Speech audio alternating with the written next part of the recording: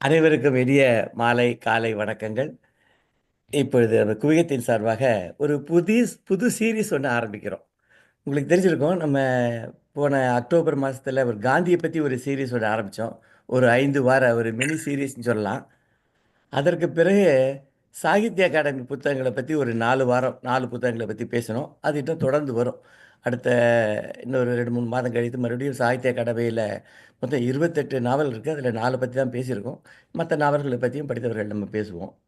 So அந்த மாதிரி ஒரு சீரிஸ்ல இலக்கிய இதழ்கள் அப்படிங்கிற ஒரு தலைப்பில ஒரு கொஞ்சம் இதழ்கள் பத்தி பேச சொல்லலாம் அப்படின்னு நெனைச்சோம் நம்ம. அதில முதல்ல நமக்கு தோணுது ரவி அவர்களுடைய தளம் என்ற ஒரு இலக்கிய பத்திரிகை. அதுக்கு பிறகு வளவத்துரையன் அவர்களுடைய சங்கு பத்திரிகையை பத்தி பேசுவோம். அதற்கு பிறகு நம்ம பூபாலம், அப்புறம் அழகிய சிங்கருடைய விருட்சம். இந்த ஒரு 4 பத்தியும் பேசுறதுக்காக நம்ம இந்த மாதம் டிசம்பர் மாதத்தில ஒரு 4 இலக்கிய இதழ்கள பற்றி நம்ம ஒவ்வொரு இதழாக பிரித்து ஆராயப் போகின்றோம். அதில் ஆசிரியர்கள், அதில் பங்கு பெற்றவர்கள், மற்ற அதில் வாசகர்கள் மற்றும் அதை பொதுவாக இருக்கிற நமதை போன்ற குவியம் நண்பர்கள் அனைவரும் கலந்து அதை பற்றி உரையாடி, அது இந்த தளத்தை அல்லது அந்த பத்திரிகையை இன்னும் ஒரு மேலே ஒரு லெவலுக்கு எடுத்து செல்ல வேண்டும் என்பதற்காகத்தான் இந்த இலக்கிய பத்திரிகை பற்றிய ஒரு கலந்துரையாடல் அல்லது பொது உரையாடல் நிகழ்ச்சியை நடத்தி கொண்டு வருகின்றோம். முதலில் ரவி அவருடைய தளத்தை பற்றி நான் ஓரிரு வார்த்தைகள் சொல்லிவிட்டு அவரிடம் கொடுத்து விடுகிறேன். நாம அவருடைய தளம்ங்கிறது ஒரு சாதாரண ஒரு பத்திரிகை மாரி இல்ல. இப்ப குவிகம் வந்து ஒரு ஒரு ஜனரஞ்சகமான பத்திரிகைன்னு தான் சொல்லலாம். குமுதம் மாரியோ, விகடன் மாரியோ அது. ஆனா இவருடையது வந்து ஒரு இலக்கிய பத்திரிகைகள் இப்ப விருட்சம், சங்கு, பூபாலம் எல்லாமே ஒரு இலக்கிய பத்திரிகை வரிசை தான். தளம் வந்து அதில இன்னொரு ப பகுதி மேல போயி, அது ஒரு தீவிர இலக்கிய இதழாக அது மலர்ந்திருக்கிறது என்று தான் சொல்ல வேண்டும். கிட்டத்தட்ட 2013ல் அவர் ஆரம்பித்திருக்கிறார் என்று நினைக்கின்றேன். 31 இதழ்கள் வந்திருக்கின்றன. இப்போ நாம் முக்கியமாக பேசப்போவது அவருடைய 31வது இதழைப் பற்றி. அவருடன் பணியாற்றி அல்லது பங்கு பெற்று அந்த தளத்தை சிறப்பாக அமைத்துக் கொண்டிருக்கும் நண்பர்கள் சிலரும் இன்றைக்கு பேச இருக்கின்றார்கள். அ ரவி அவர்களைப் பற்றி அவர் ஒரு அ சொல்ல வேண்டுமென்றால் ஒரு 4, 5 அ டிகேடாக சொல்ல வேண்டும். கிட்டத்தட்ட 40, 50 வருடங்களாக தீவிர இலக்கியத்தில் பங்கு பெற்ற ஒரு மிகப்பெரிய இலக்கியவாதி. அவர் தனது தளபத்தை பற்றியும், எப்படி இந்த தளத்தை அமைத்தார் என்பதை பற்றியும் அவர் விளக்கமாக நமக்கு எடுத்துக் கூறுப்பார். ரவி சார், நீங்க அன்மியூட் பண்ணிட்டு நீங்க பேசலாம் சார். ரவி சார், அன்மியூட் பண்ணிங்க. அன்மியூட் பண்ணிங்க சார். மியூட்ல இருக்கு. ஆ ஓகே. மிக்க நன்றி டாக்டர் சுந்தரராஜன். குவிகம் நன்றி, நன்றி. சார்பில் வந்து கேட்குதுங்களா? நல்லா ஓகே. குவிகம் சார்பில் இலக்கிய இதழ்களுக்கான ஒரு அறிமுக நிகழ்வினை இன்று தொடங்குவதும், அதில் முதல் இதழாக தளம் இதழினை எடுத்துக்கொண்டிருப்பதும் குறித்து எங்களுக்கெல்லாம் மிகவும் மகிழ்கிறோம்.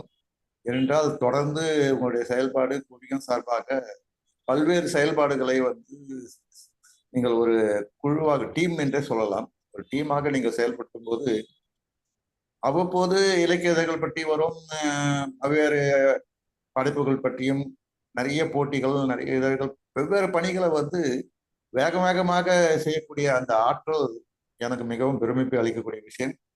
அந்த இதில் இன்றைக்கு வந்து தலைநகருக்காக முதல் டிசம்பர் 1ஆம் தேதி தலைநகருக்காக முதல் கூட்டத்தை ஆரம்பிக்க கேட்கும்போது, கிருபானந்தம் கேட்கும்போது உடனடியாக அதை அடுத்த கட்டத்துக்காக அல்ல, ஒரு இலக்கிய இதழ் என்பது கொண்டு வருவது மட்டுமல்ல, அது படிக்கப்பட வேண்டும் என்பதுதான் எங்களுடைய முதல் குறிக்கோள். எந்த ஒரு எழுத்துமே படிக்கப்பட வேண்டும். எழுத்தாளனுடைய எழுத்து படிக்கப்பட்டால்தான் அவனை எழுத்தாளன் என்று அடையாளம் காண ஒரு வாசகன் வேண்டும் என்பது போல, எந்த ஒரு இதழும் படிக்கப்பட்டால்தான் அது அச்சில் வந்தாலும் சரி, மின் மின் இதழால் வந்தாலும் சரி, அது பார்க்கப்பட வேண்டும் மட்டுமல்ல, படிக்கப்பட வேண்டும் என்பதுதான் அவருடைய உழைப்பினுடைய பலன் கிட்டும். அந்த வகையில வந்து தலைமையில வந்து 2013 வந்து சிசு செல்லப்பா அவருடைய நூற்றாண்டினை ஒட்டி முதல் இதழ் வந்தது. இன்றைக்கு 2024 டிசம்பர். கிட்டத்தட்ட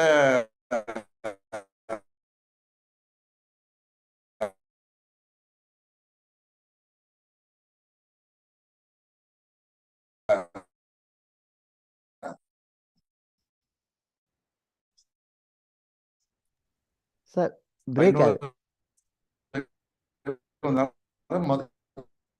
நடுவில் வந்து ஒரு மீண்டும் வர வேண்டும் ஆசிரியர் என்ற முறையில் மட்டுமல்ல மற்றவர்கள் தான் தர வேண்டும். தீவிரமான இலக்கிய இதழாக தளம் என்பதை நீங்கள் குறிப்பிட்டீர்கள். அது போல தீவிரமான இன்றும் நாங்கள் எல்லாம் 70களில் புறப்படும் போது வயசுல இருந்து நாங்கள் ஆரம்பித்தோம். எழுத்தில் என்னுடைய முதல் கவிதை வந்ததிலிருந்து அதுக்கப்புறம் வந்து பிரக்ஞை தொடங்கியது. அதுக்கு முன்பாகவும் எழுத்து கற்றெடுத்த பிறகு நடை போன்ற இலக்கிய வரிசையில வந்து பிரக்ஞையை நாங்கள் வந்து நடத்தினோம். 4 ஆண்டுகள் வந்து பிரக்ஞை வந்து அதுவும் ஒரு இளைஞர்கள் தான், எல்லாமே 21, 22 வயசு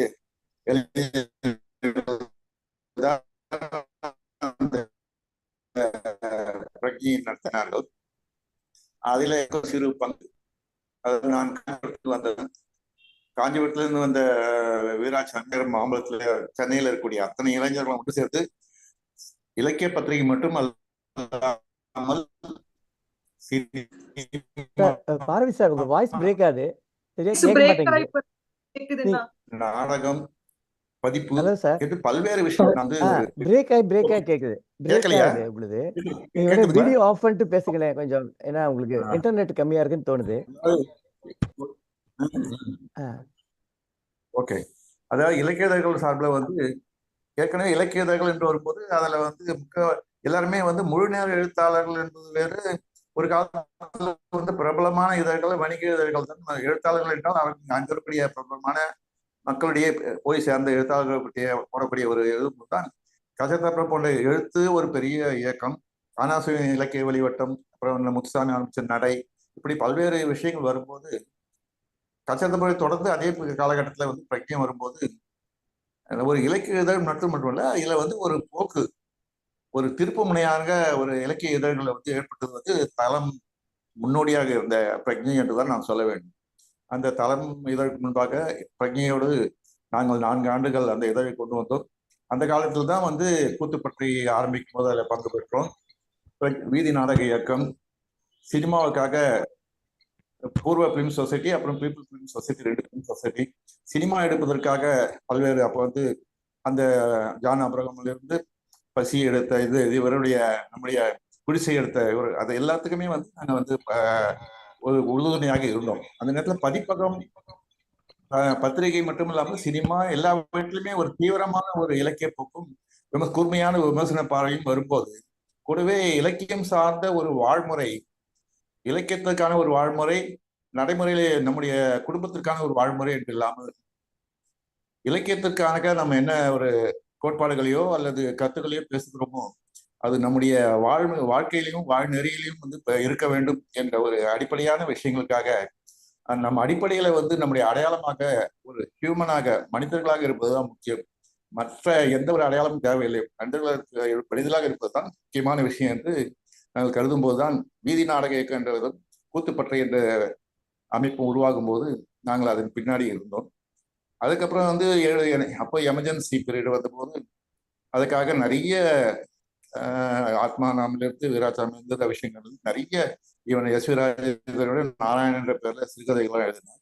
அந்த கதைகள் அந்த பீரியட்ல வந்து நம்ம வந்தது பீச்சில் வீதி நாடக இயக்கம் போடும்போது சரி, கூத்துப்பட்டு ஆரம்பிக்கும் சரி, இந்த ஒரு பின்னணியில் தான் இந்த தீவிரமான இலக்கிய இயக்கம் 70கள் வந்து எப்பவுமே நம்ம எல்லாருமே சொல்லக்கூடிய விஷயம் வந்து தமிழ்நாட்டில் வந்து மட்டும் இல்ல, இந்தியா பூர்வாமே 70கள் என்பது முக்கியமான ஒரு காலகட்டம்.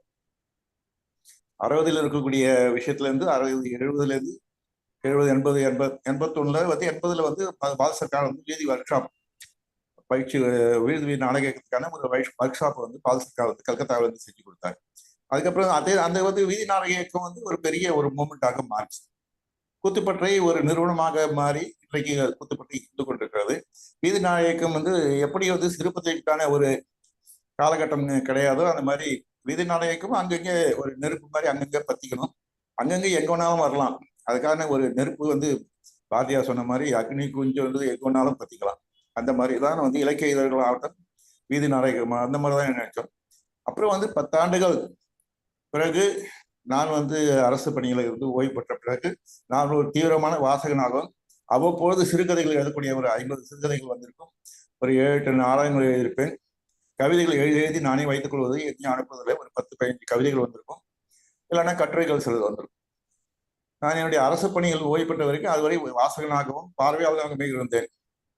ஒரு சினிமா பூர்வ பிலிம் சொசைட்டி ஆரம்பிக்கும் போது, அது முடிந்த பிறகு நாங்கள் பீப்புள் பிலிம் சொசைட்டி என்று ஒரு 3000 சினிமாக்கள் கிட்டத்தட்ட அந்த காலகட்டத்தில் வந்து ஒரு அந்த சினிமா என்பது முக்கியமான ஒரு ஊடகமாகவும், காட்சி ஊடகத்துல வந்து சினிமாவும் நாடகமும் தமிழ் தியேட்டர் என்ற விஷயமும் தமிழ் சினிமா என்ற விஷயத்தை நாங்கள் பிரதானமாகப்படுத்தினோம். பிறகு வந்து வெவ்வேறு காலகட்டத்தில் எல்லாருமே ஒன்று அரசு பணியாளர்களாக இருப்பார்கள், வங்கி ஊழியர்களாக இருப்பார்கள், அல்லது இப்படி பல்வேறு பணிகளில் இருந்தார்கள். எல்லா மட்டத்திலிருந்தும் எல்லா விதமான வாழ்க்கை முறையில் இருக்கக்கூடிய இளைஞர்கள் அன்னைக்கு ஒன்று சேர்ந்தார்கள். அதில் ஆண் பெண்கள் என்பது இல்லாமல் நண்பர்களாகவே இருக்கக்கூடிய ஒரு சூழ்நிலையை பிரஜையை உருவாக்கியது. அந்த வகையிலே வந்து ஓய்வு பெற்ற பிறகு நாங்கள் வந்து திரும்பவும் சிந்தித்தோம். அதாவது இலக்கிய பத்திரிகைக்கு இன்னும் வந்து பிரிண்டட் மேகசின் தேவையா? முதல்ல வந்து என்ன இப்போ ஆன்லைன் மேகசின், மின்னிதழ் இதழ்கள் வரக்கூடிய காலகட்டத்தில் வந்து திருப்பியும் வந்து காகிதத்தில் அச்சடித்து பத்திரிகைகளை கொண்டு வர வேண்டுமா என்ற ஒரு எண்ணம் எங்களுக்குள்ள இருந்தது. இரண்டாவதாக புதிதாக ஒரு இன்னொரு இலக்கிய பத்திரிகை தேவைதானா என்ற ஒரு கருத்தாக்கம் எங்களுக்குள்ள இருந்தது. அதை நாங்கள் வந்து 2 ஆண்டுகள் தொடர்ந்து பேசி பேசி ஒரு 30 நண்பர்கள் பல்வேறு இடங்களில் அமர்ந்து பேசி, ஓவியர்களும் எழுத்தாளர்களும் சினிமா துறையை சேர்ந்தவர்களும் வாசகர்களுமாக இணைந்த ஒரு குழு கூட்டங்கள் நடந்தன. பிறகு வந்து ஆக ஒரு இலக்கிய இதழை நம்ம கொண்டு வருவோம். ஏன்னா இலக்கியத்திற்கான பத்திரிகைக்கான அச்சிட்ட இதழ்களுக்கான தேவைகள் இன்னும் இருக்கிறது. இன்னும் வந்து நம்ம காகிதத்தை தொட்டால்தான் நமக்கு ஒரு படிக்க முடியும் என்ற ஒரு சூழ்நிலை இருக்கிறதுனால இலக்கிய இதழ் வந்து ஒரு பிரிண்டட் மேகசின் கொண்டு வரலாம். அது வந்து எப்படி கொண்டு வரலாம், அதுக்கான ஒரு வசதி வாய்ப்புகள் எங்களிடம் பெரிய எல்லாருமே எப்படி பிரச்சனையை ஆரம்பிக்கும் போது ஆளுக்கு அப்போ வந்து ரொம்ப விலை செலவு குறைவு, ஆளுக்கு 100 ரூபாய் போட்டா போதும். அது வந்து மாத இதழாக வந்தது. 7 ரூபாய் தான் சந்தா, ஆண்டு சந்தா. அப்பவே வந்து கிட்டத்தட்ட 700 சந்தா வந்த ஒரு பத்திரிகை பிரஜை. அதே காலகட்டத்தில் இப்போ வந்து பிரஜை வந்து 2011 ஆரம்பிச்சு 13 வரைக்கும் சிசி செல்லப்பா நூற்றாண்டு வரும்போது சரி நம்ம வந்து தளம் என்ற பெயரில் வந்து ஒரு இதழை கொண்டு வரலாம்னு சொல்லிட்டு இங்க சென்னையில் மட்டும் இல்லாமல் இங்க இருக்கக்கூடிய ஓவியர்களும் நம்மோட இணைந்து வேலை செய்கிறாங்க.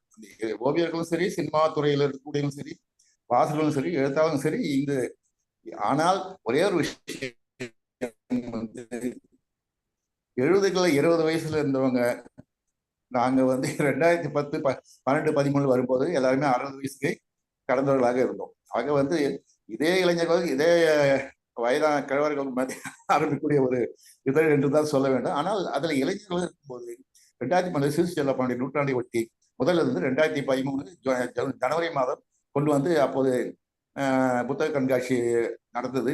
அந்த புத்தக கண்காட்சியில் மற்றும் ஒரு 400 இதழ்கள் நாங்கள் வந்து விற்பனை செய்தோம் என்று சொல்ல வேண்டும். அந்த வகையில வந்து ஒரு தேவை என்பது இலக்கிய பத்திரிகைகள் இருக்கின்றது.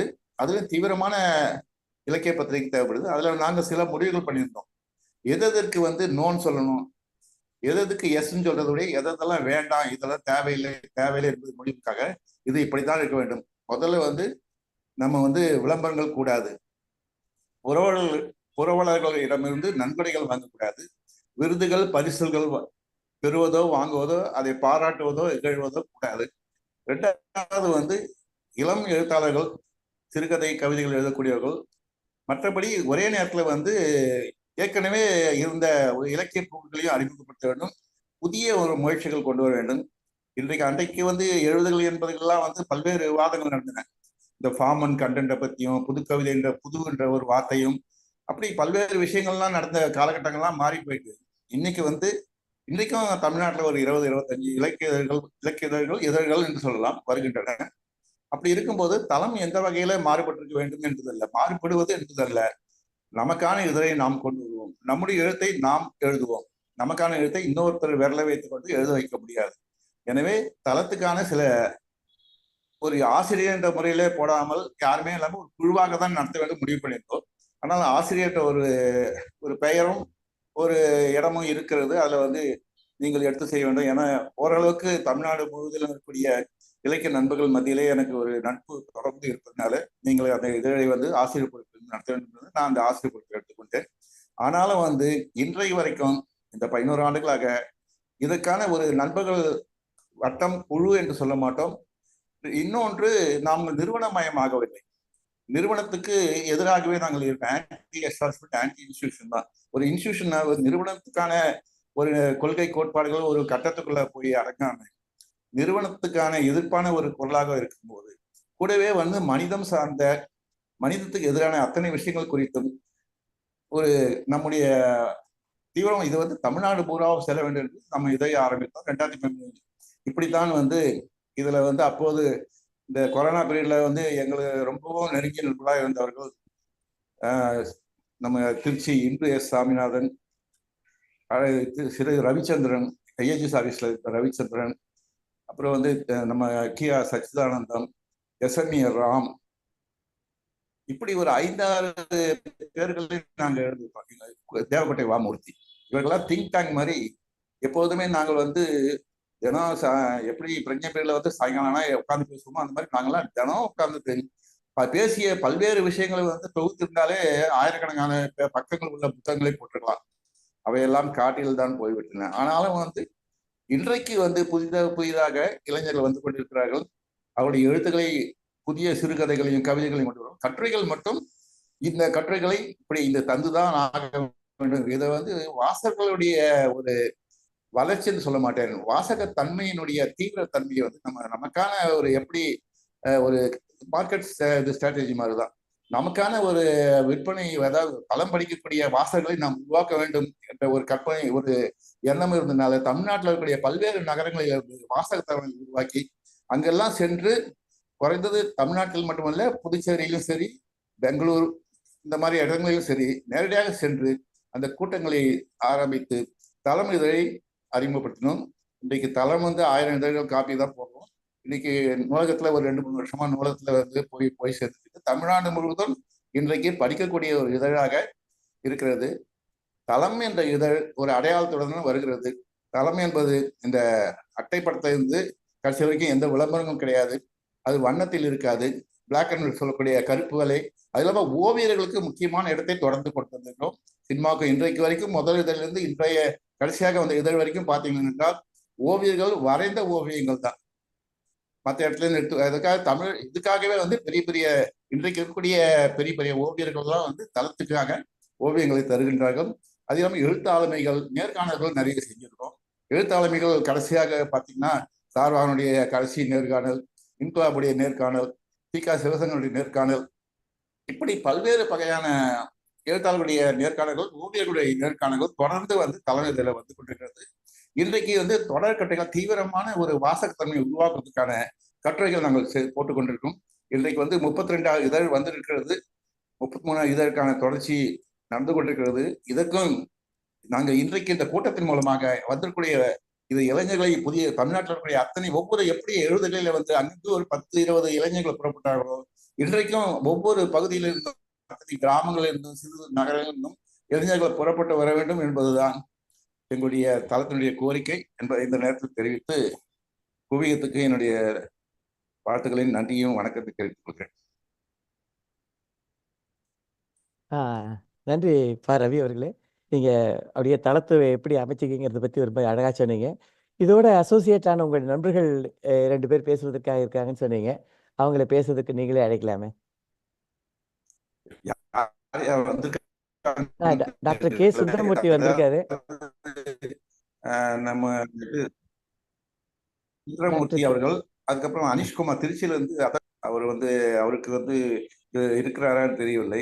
அவர் வந்து ஏன்னா அவருக்கு வாட்ஸ்அப்போ மெயில் போன்ல தான் அதங்கோது அனிஷ்குமார் அவர்கள் இருந்தால் அவர்கள் பேச அழைக்கலாம். அவர் வந்தாரு முதல்ல, இப்போ காணோம் அவரு. அதங்கோடு அனிஷ்குமார் இருக்காரா?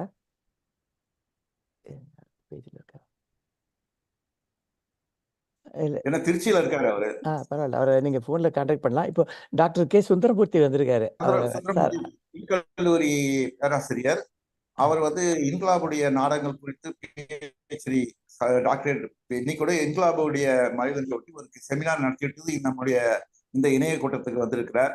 அவருக்கு அதுக்காக நன்றி சொல்ல வேண்டும். அவர்கள் தொடர்ந்து வந்து தளத்தினை தொடர்ந்து அகடமிக் சர்க்கிள் சொல்லக்கூடிய விஷயங்கள்ல வந்து பொதுவாக நிறைய நமக்கு குற்றச்சாட்டுகள் சொல்ல மாட்டேன், ஒரு வருத்தம் உண்டு. நம்ம இன்னைக்கு தமிழ்நாட்டில் இருக்கக்கூடிய அத்தனை கல்லூரிகள் இருக்கக்கூடிய தமிழ் துறையாகட்டும் மற்ற துறைகளாகட்டும் ஒவ்வொரு கல்லூரியிலுமே ஒரு இதழ் வாங்கினாலும் கூட அங்கே வந்து படிக்கப்பட வேண்டும், அது இவர்கள் படித்தால் அதை மாணவர்களுக்கு கொண்டு செல்ல வேண்டும். மாணவர்கள் புதிய படைப்பாளிகள் வர வேண்டும் என்ற ஒரு கருத்து உண்டு. அதுக்காக கல்வி சம்பந்தமான பல்வேறு மாவட்டங்களில் நாங்கள் ஆரம்ப கல்வியில் தொடக்க கொண்டு பல்கலைக்கழகம் அதுக்கு மேற்பட்ட படிப்பு வரைக்கும் நாங்கள் கல்வி குறித்த செமினார்களை தமிழ்நாடு புறம் தளமும் அகாடமிக் சர்க்கிளுடைய பேராசிரியர்களும் வாசகங்களும் சேர்ந்து தமிழ்நாடு புறம் நடத்தி இருக்கிறோம். அந்த வகையில சுந்தரமூர்த்தி அவர்கள் தொடர்ந்து அவருடைய சிறுபத்தைகளுக்காக தொடர்ந்து செயல்பட்டு வருபவர். அவர் அவரை இங்கு தளம் முதல் கூட்டத்துக்காக குவிகம் கூட்டத்துக்காக முதல் கூட்டத்திற்கு வருகை தந்திருக்க அவரை வரவேற்று அவர் தன்னுடைய கருத்துக்கள் தளம் குறித்தும் குறிப்பிட்ட இதழ் குறித்தும் தன்னுடைய கருத்தை அளிக்குமாறு கேட்டுக்கொள்கிறேன் உங்கள் சார்பாக. Sir doctor K Sundaramoorthy sir, நீங்க இதுல வரலாம் சார், வீடியோல வந்தீங்கன்னா வாங்க. வெல்கம். நல்லது, நன்றி. வணக்கம். வணக்கம். குவியம் சார்பாக பேச அழைத்தமைக்காக மிக்க நன்றி. சார் திடீர்னு சொன்னாரு குவியத்துக்கு வாங்க பேசுங்கட்டு. பட் நான் இதழ்களை வாசிக்கிறேன். வாசிப்பது மட்டும் இல்லாமல் சேர்த்து வைக்கிறேன்.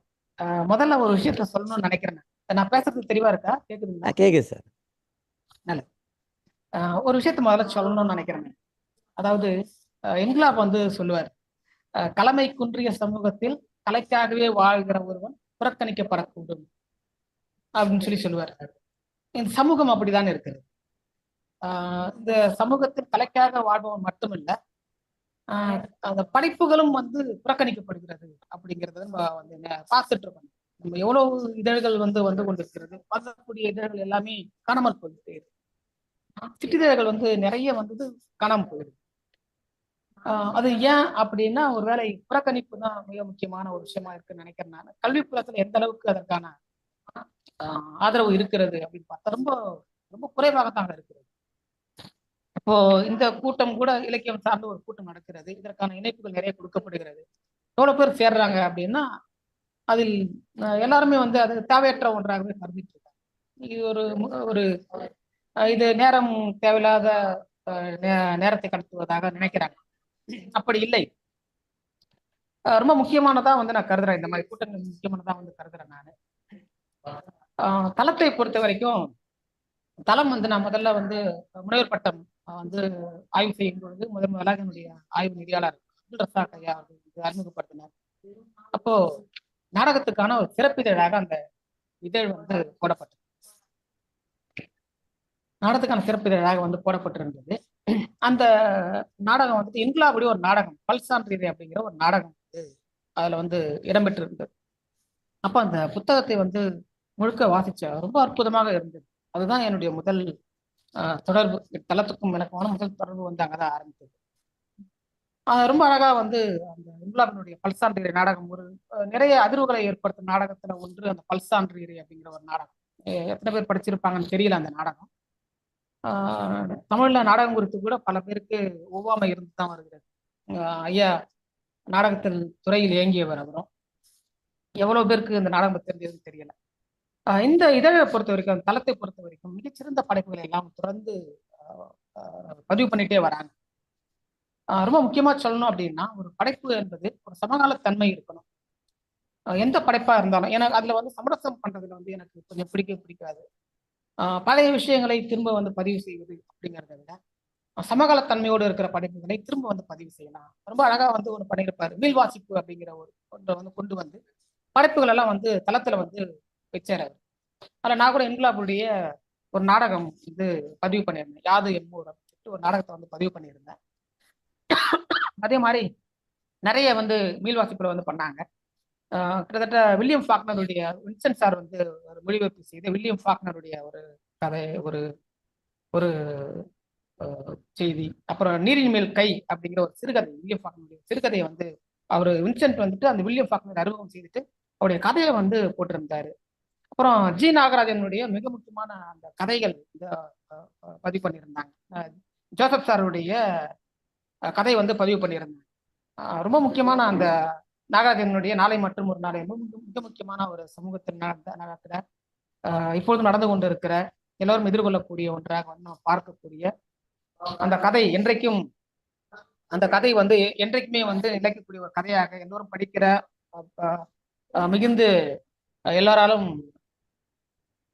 ரொம்ப மிகுந்து சொல்லப்படக்கூடிய, அதாவது உச்சி மோந்து சொல்லக்கூடிய ஒரு கதையாக இருக்கிற நாளை மற்றும் ஒரு நாளை கதையெல்லாம் வந்து ஒரு பகுதி வந்து இருந்தது. மிக முக்கியமானது நினைக்கிறேன், அதெல்லாம் முக்கியமானது நினைக்கிறேன். அதுக்கப்புறம் வந்துட்டு இன்னொரு முக்கியமான ஒரு விஷயத்த ஒன்று சொல்லணும் நான். இதுல வந்துட்டு தளத்துல வந்து வந்த அவருடைய அந்த தலையங்கத்துல இருந்த ஒரு செய்தி, முக்கியமான செய்தி அது. கலை இலக்கிய முனையில் இயங்குபவர்களும் தம் படைப்புகள் வழி மேலும் முன்னோக்கி செல்ல கேள்விகளை எழுப்ப வேண்டியவர்களாக உள்ளோம். இந்த கேள்வி அப்படிங்கிறது படிப்பு அல்லது வாசிப்பு சம்பந்தப்பட்டது. எதன் பொருட்டு உலகில் பல்வேறு பகுதிகளில் கலை, எழுத்து, ஒலி ஊடகங்கள் எத்தகைய பாதையில் பயணிக்கின்றன? மொழி வடிவம் உள்ளடக்க போக்கு கொண்டனவாக எதிர்கலையாக வெளிப்படுத்தல் மூலம் அறிவார்ந்த மக்களின் வாழ்க்கை போராட்டத்தின் ஒரு முனையாக இயங்குகின்றன என்பது அறிய முற்படுகின்றனர். இவ்வுணர்வுகளை இயக்க முனைப்பை, அதாவது மூமெண்டாக இருந்து வரவேற்கும் தளம் அப்படிங்கிறார். இப்ப தளத்தை வந்து அவர் வந்து ஒரு ஒரு இயக்கமாக கொண்டு போக பார்க்கிறாரு. அப்புறம் மொழி சார்ந்த ஒரு அறிவை வந்து ஏற்படுத்தணும், மக்களை வந்து ஒருங்கிணைக்கணும் அப்படிங்கிற ஒன்றுல இந்த தளம் என்பது எப்பொழுதும் நிலையாக நிற்கிறது அப்படின்னு பார்க்கிறோம். எதுக்கும் சமரசம் செய்து கொள்வதில்லை அப்படிங்கிற ஒன்றையும் வந்து தளத்தை நம்ம வந்து பார்க்க முடியுது. இந்த தளத்தை பொறுத்த வரைக்கும் அழகா நான் சொல்ல வேண்டியது இன்னொன்று என்ன அப்படின்னா, ஓவியங்கள். நான் ஓவியம் நிறைய எனக்கு சிறுபத்திரிகை வாசிப்பு என்பது எப்பொழுதுமே வந்து உண்டு. எனக்கு ஓவியங்களை பற்றி பார்க்கும்போது எனக்கு முன்றில் வரக்கூடிய ஓவியங்கள் ரொம்ப பிடிக்கும். எனக்கு மருது ஆதிமூலம் எழுதின அந்த ஓவியங்கள் ரொம்ப அற்புதமாக இருக்கும். கனியாயில் வரக்கூடிய ஓவியங்கள் பிடிக்கும். அதுக்கப்புறம் ரொம்ப அதிகமாக நான் வித்தியாசமா பார்க்குற ஓவியங்கள் அப்படின்னு பார்த்தோம்னா அது இந்த தளத்துல வரக்கூடிய ஓவியங்கள். தளத்துல மிக அற்புதமான ஓவியங்களை வந்துட்டு வருது. பி கிருஷ்ணமூர்த்தி சாருடைய அந்த ஓவியம், அப்புறம் வந்துட்டு ஜே.கே. சாருடைய ஓவியம், அபராஜிதன், எல்லா ஓவியங்களும் வந்து வந்துகிட்டு இருக்கு. அது நம்ம வந்து ஈர்ப்பதாக வந்து இருக்கு. அந்த ஓவியங்கள் எல்லாமே ஈர்ப்பதாக இருக்கிறது. அப்படி அட்டையே கூட பார்த்தோம்னா வெள்ளை நிறத்துல வரக்கூடிய அட்டை. இப்படிலாம் யாராச்சும் அட்டை போடுவாங்கன்னு எனக்கே தெரியல. தளத்துல மட்டும்தான் இப்படி ஒரு அட்டையை வந்து நம்ம வந்து பார்க்க முடியும். நாம இப்படி வெறும் ஒரு வெள்ளையில ஒரு கருப்பு எழுத்துகள் இருக்கிற ஒரு அழகான ஒரு அட்டை படமும் வந்து இதுதான் வந்து வருது. அந்த மாதிரி நிறைய பார்க்கலாம்.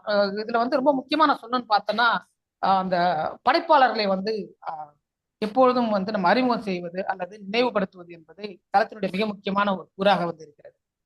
ராஜேந்திர சோழன் அவர்கள் இறந்த பொழுது அவர் குறித்து காலத்துடன் ஒரு உரையாடல் அப்படின்னு சொல்லிட்டு காலத்துடன் உரையாடல் நிகழ்த்திய கலைப்போராளி அப்படின்ற தலைப்புல ரவிக்குமார் எழுதின ஒரு கட்டுரை, ரொம்ப அற்புதமான ஒரு கட்டுரை. அவர் குறித்து அவர் எப்படிப்பட்டவர் குறித்து அதை பதிவு செய்திருந்தார். அவருடைய தற்செயல் அப்படிங்கிற ஒரு சிறுகதை அதில் வந்து பதிவு செய்யப்பட்டிருந்தது. அப்புறம் இது மட்டும் இல்லை, நிறைய கோட்பாடுகள் குறித்து எல்லாம் வந்து இந்த தளத்துல வந்து தொடர்ந்து வெளிவந்துகிட்டே இருக்கு. ரொம்ப ஆச்சரியமா இருக்கு. எப்பொழுதும் வந்துட்டு அடிக்கடி அது வந்து வருது. அது எவ்வளவு பேர் எவ்வளவு இதழ்கள் இந்த மாதிரி கோட்பாடுகள் போடுறாங்கன்னு தெரியல. கொஞ்சம் எழுத்துக்கள்ல வந்துட்டு எழுதக்கூடிய எழுத்துக்கள் ரொம்ப மேலோட்டமான எழுத்துக்களாக இல்லாமல் ஒரு ஒரு செறிவான எழுத்துகள் வந்து இதை வந்து காண முடியுது. எனக்கு ஒரே ஒரு வருத்தம் மட்டும் உண்டு. இன்னும் வந்து கொஞ்சம் கட்டுரைகள் மிக நீண்டதாக இருக்குது. கொஞ்சம் கட்டுரைகளை சுருக்கலாம் அப்படின்னு சொல்லி நான் சொல்லும்பொழுது அவர் ரவி சார் சொன்னார், இல்ல அது என்ன எப்படி கொடுக்கிறார்களோ அதற்கான நியாயத்தோடு நம்ம நியாயத்தை செய்வோம், அதை வந்து சுருக்குவது என்பது அவருடைய ஆன்மாவை பறிப்பது போல ஆயிடும் அப்படின்னு சொல்லி சார் வந்து சொல்லுவார் அவரு. ஆனாலும் வெளியிடும் போது அது மிக சரியாக அது அமையும். அது அதே போல நிறைய கதைகளை வந்து அவர் வந்து வெளியிடும் பொழுது நான் சில இதெல்லாம் பார்ப்பது உண்டு, இந்த கதைகள் எல்லாம் எப்படி வருது அப்படின்ட்டு.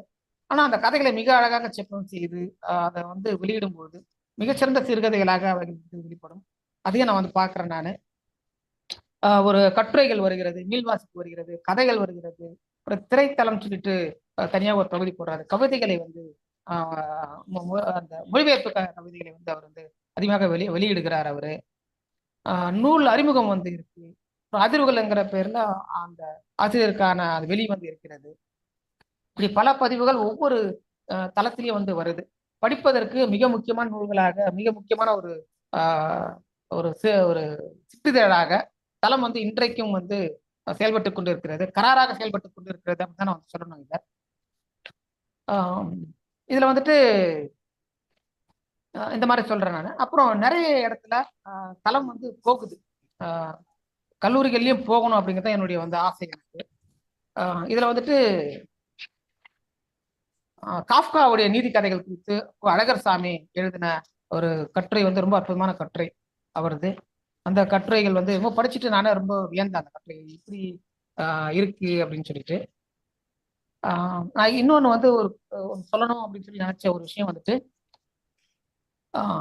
நிறைய கோட்பாடு சொன்னேன் இல்லைங்களா? நான் ஒப்புமையை நோக்கி செய்யப்படக்கூடிய கோட்பாடு. இதுல வந்துட்டு நோய்கள் ஜோசப் ராஜமுத்துக்குமார் சேர்ந்து செய்த ஒரு தொடர் ஒன்று பட்டாங்க. மகாகவி எனப்படும் நவ வைதிகேய நவ புனைவிய ஆவாகன அர்ச்சகரும் புரட்சி கவி எனப்படும் மனித மாண்புய நவீன புத்தொலி உத்தேஜனரும் அப்படின்னு ஒரு கட்டுரை. இந்த படிப்பு இந்த மாதிரி வார்த்தைகளே வந்து பயன்படுத்துற மாதிரியான வார்த்தைகளை வந்து நமக்கு வந்து இருக்கு. இந்த மாதிரி நிறைய கொஞ்சம் வார்த்தைகளை வந்து வந்து அது வருது. சிறு பத்திரிகைனா இப்படிதான் வார்த்தைகள் இருக்கணுமோ அப்படிங்கிற மாதிரியான ஒரு துணி வந்து ஏற்படுத்துற மாதிரியும் ஆயிடுது. நிறைய நேரத்துல நிறைய புது புதிய வார்த்தைகளை வந்து ஒரு ஆச்சரியமான விஷயம். அந்த ஜோசப் சார் வந்து அதிகமான நிறைய புதிய புதிய வார்த்தைகளை வந்து பயன்படுத்துவாரு. புது விதமா வந்து யோசிப்பாரு. அது ரொம்ப நல்லா இருக்கும் வந்து இந்த மாதிரி செய்யறது அப்படிங்கிறது. அப்புறம் மு. ராமசாமி சார் அடிக்கடி எழுதுவாரு. நம்ம நாடகம் குறித்து அதிகமா நிறைய கட்டுரைகள் வந்து வந்துட்டே இருக்கும் நாடகம் குறித்து. அப்படி வரும்போது மு. ராமசாமி அவர்கள் நிறைய கட்டுரை வந்து எழுதுறாரு. தமிழ் குறித்து அவர் எழுதின கட்டுரை ரொம்ப முக்கியமான கட்டுரைன்னு நினைக்கிறேன்.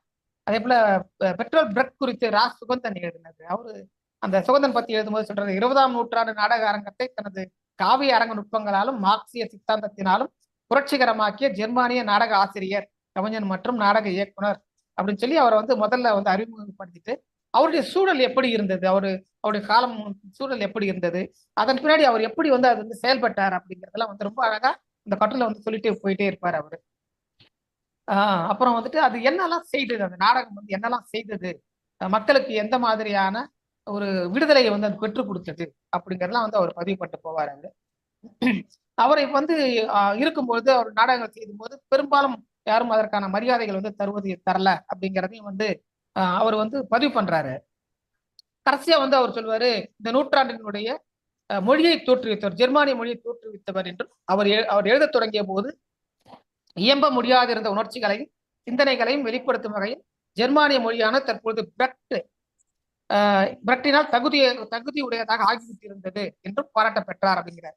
இது ரொம்ப முக்கியமான விஷயம் பாருங்க. ஒரு எழுத்தாளர் எப்படி வந்து நம்ம கண்டுக்காம போனாலும் கூட, அவர் கவனப்படுத்த முடியாமல் போனாலும் கூட, அல்லது காலத்தால் மறக்க அடிக்க முடியாமல் அவர் மீண்டும் வெளிவருவார் அப்படிங்கிறத இந்த மாதிரி வார்த்தைகள் வந்து நமக்கு வெளிப்படுத்திட்டே இருக்கு. நம்ம இதெல்லாம் ரொம்ப முக்கியமானது. இதே போல நமக்கு வந்து இது ஒரு பெரும் சாளரமாக இருக்கிறது. தளம் என்பது இந்த கட்டுரைகள் நமக்கு ஒரு பெரும் சாளரம், வெளி உலகத்தை வெளியுடைய இலக்கியங்களை அறிந்து கொள்வதற்கான ஒரு பெரும் சாளரமாக இருக்கிறது. நம்முடைய இலக்கியத்தை அறிந்து கொள்வதற்கான ஒரு பெரும் சாளரமாக இருக்கிறது. மேலும் நம்ம எங்க போகணுங்கிறத காட்டுவதாக இருக்கிறது.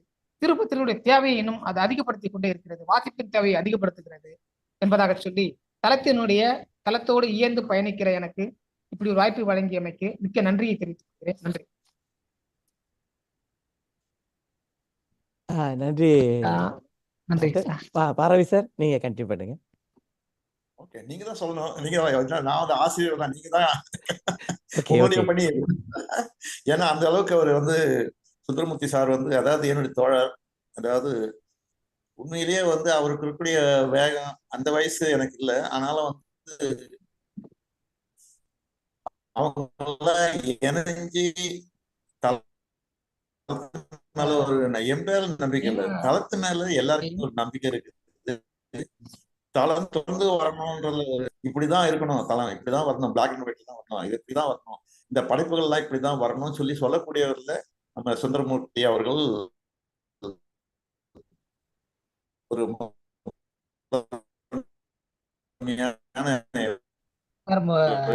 ஐயா ஒரு நிமிஷம், ஒவ்வொரு அவருடைய அவரு அவருடைய நிறைய சொல்லுங்க. நான் இன்னொரு ஒரு விஷயத்த சொல்லணும்னு நினைச்சேன். நான் ஆக்சுவலா இன்னைக்கு வந்துட்டு இன்றைக்கு வந்து இன்குலாப் ஐயாவுடைய நினைவு நாள். இன்னைக்கு இன்குலாப் ஐயாவுடைய நினைவு நாள் இன்றைக்கு.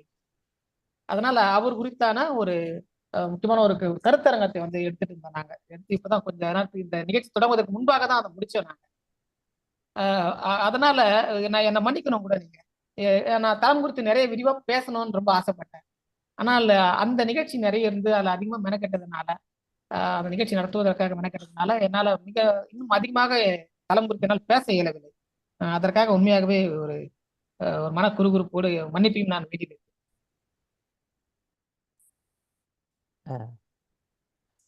சார் அடுத்தது இவர் அனிஷ் அவர்கள் வந்திருக்கிறார்கள். நீங்கள் அனிஷ் அவர் வந்து ஒரு சின்ன இன்ட்ரடக்ஷனோட நீங்கள் பேச ஆரம்பிக்க சொல்லலாம் sir. Bharavi sir. Mister Anish. ஆமா, அதாவது வந்து நம்ம நேரடியா ரொம்ப எடுத்தோம். அதே மாதிரி அவருடைய மொழி பற்றிய ஒரு கட்டுரை வந்து ரொம்ப அருமையான கட்டுரை. மொழியை பத்தி இன்காவுடைய கருத்துக்கள் அந்த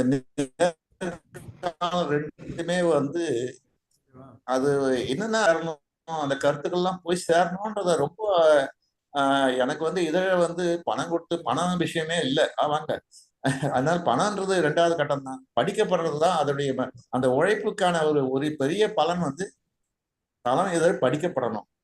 இந்த தளம் இதழ் படிக்கப்படணும், தமிழ்நாட்டில் அத்தனை வாசலும் கொண்டு போகணும்ன்ற ஒரு விஷயத்த வந்து எனக்கு நான் ஆசிரியர் முறையில எனக்கும் மேலாக உறுதியாக தளம் வர வேண்டும் இருக்கிறார்கள்.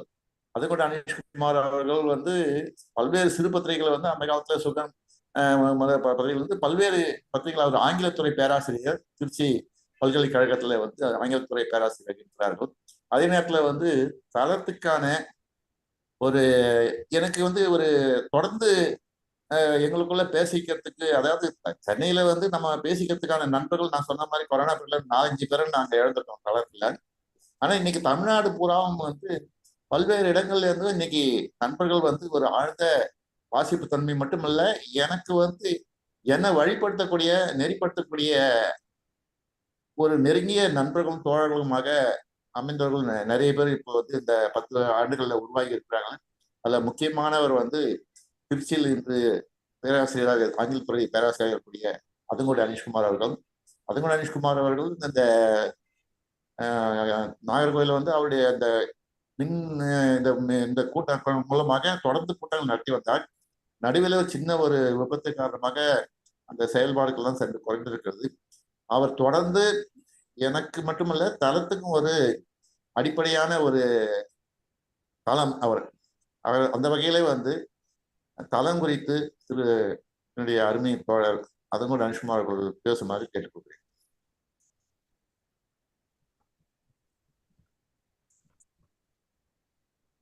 ஐயா வணக்கம், கேக்குதுங்களா? சரி. Paravi sir, Azhagiyasingar sir, Kuvigam Kirubanand sir, மற்றபடி இந்த நிகழ்ச்சிகளை கலந்து கொண்டிருக்கக்கூடிய அனைவருக்கும் என்னுடைய வணக்கம். இன்றைய இலக்கிய பத்திரிகைகள் என்கக்கூடிய இந்த நிகழ்ச்சியில தளம் குறித்து பேசுவதில் மகிழ்ச்சியாகவும் பெருமையாகவும் இருக்கிறது.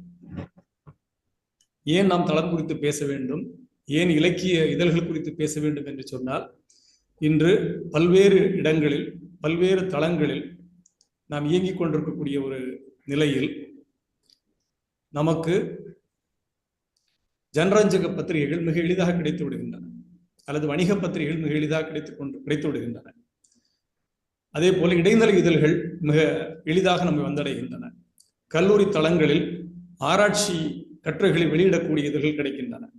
ஆனால் சிற்றிதழ்கள் பரவலாக சென்று சேராததற்கான காரணத்தையும் நாம் கண்டறிய வேண்டியிருக்கிறது. இந்த சூழலில் இப்படி பல வகைப்பட்ட, அதாவது ஆராய்ச்சி இதழ்கள், சிற்றிதழ்கள், வணிக இதழ்கள் அல்லது ஜனரஞ்சக இதழ்கள் என்று பலதரப்பட்ட இதழ்கள் இருக்கிற பொழுது சிற்றிதழ்கள் பற்றி பேச வேண்டிய அவசியம் என்ன என்கிற கேள்வி எழுகிறது. இன்னும் கல்வி சூழலில், குறிப்பாக கல்லூரி அல்லது பல்கலைக்கழகங்களில் சிறிய அளவில் வருவதுதான் சிறு பத்திரிகை என்று சொல்லக்கூடிய ஒரு பாமரத்தனமான புரிதல் இருப்பதை நான் பார்க்கிறேன். அந்த புரிதலுக்கு மாறாக பல்வேறு தமிழ் சிற்றிதழ்களை நாம் சுட்ட முடியும். அப்படி நாம் சுட்டக்கூடிய மிகச்சிறப்பான ஒரு இதழாக தளத்தை நாம் கருத வேண்டியிருக்கிறது. தளத்தின் இடம் என்ன என்கிற கேள்வி மிக முக்கியமான கேள்வி. தளத்தினுடைய உருவாக்கத்தின் போது அவர் முன்வைத்த விஷயங்களில் மிக முக்கியமான ஒன்று, தமிழில் தீவிர முனைப்பான வாசகத்தன்மை மட்டுப்பட்டுள்ளதோ என்கிற கேள்வி நிறுத்திருக்கிறது அவருக்கு. அடுத்ததாக, துவக்க கால சிற்றிதழுடைய வேகத்தை மீட்டெடுக்க வேண்டும். இந்த 2 நிலைகளில் இருந்துதான் தளம் தொடர்ந்து இயங்கிக் கொண்டிருப்பதாக நான் நினைக்கிறேன். அதாவது, ஒன்று, தீவிர வாசகத்தன்மையை மீண்டும் முன்னெடுக்க வேண்டும்.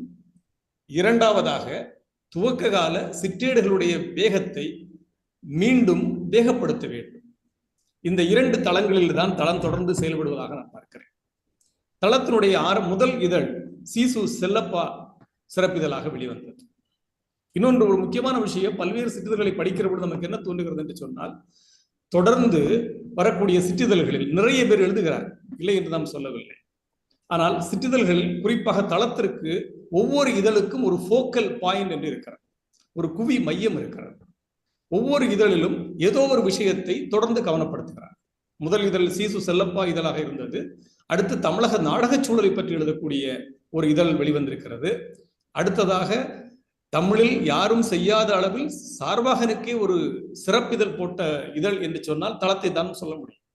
இன்னும் சொன்னால் சார்வாகனை பரவலாக வாசக கவனத்திற்கு அல்லது மீண்டும் அவருடைய படைப்புகளை மீள் வாசிப்பு செய்ய வைத்த பெருமை நமக்கு தளத்தை சேரும். இன்னொன்று ஜெயகாந்தன் சிறப்பிதழ், அது போன்று மொழி சிறப்பிதழ், சினிமா சிறப்பிதழ், இப்படி எல்லா இதழ்களிலும் ஒரு ஃபோக்கல் பாயிண்ட் என்பது இருக்கிறது. அந்த ஃபோக்கல் பாயிண்ட் வச்சுதான் நம்ம அந்த இதழை நாம் வாசிக்க வேண்டியிருக்கிறது.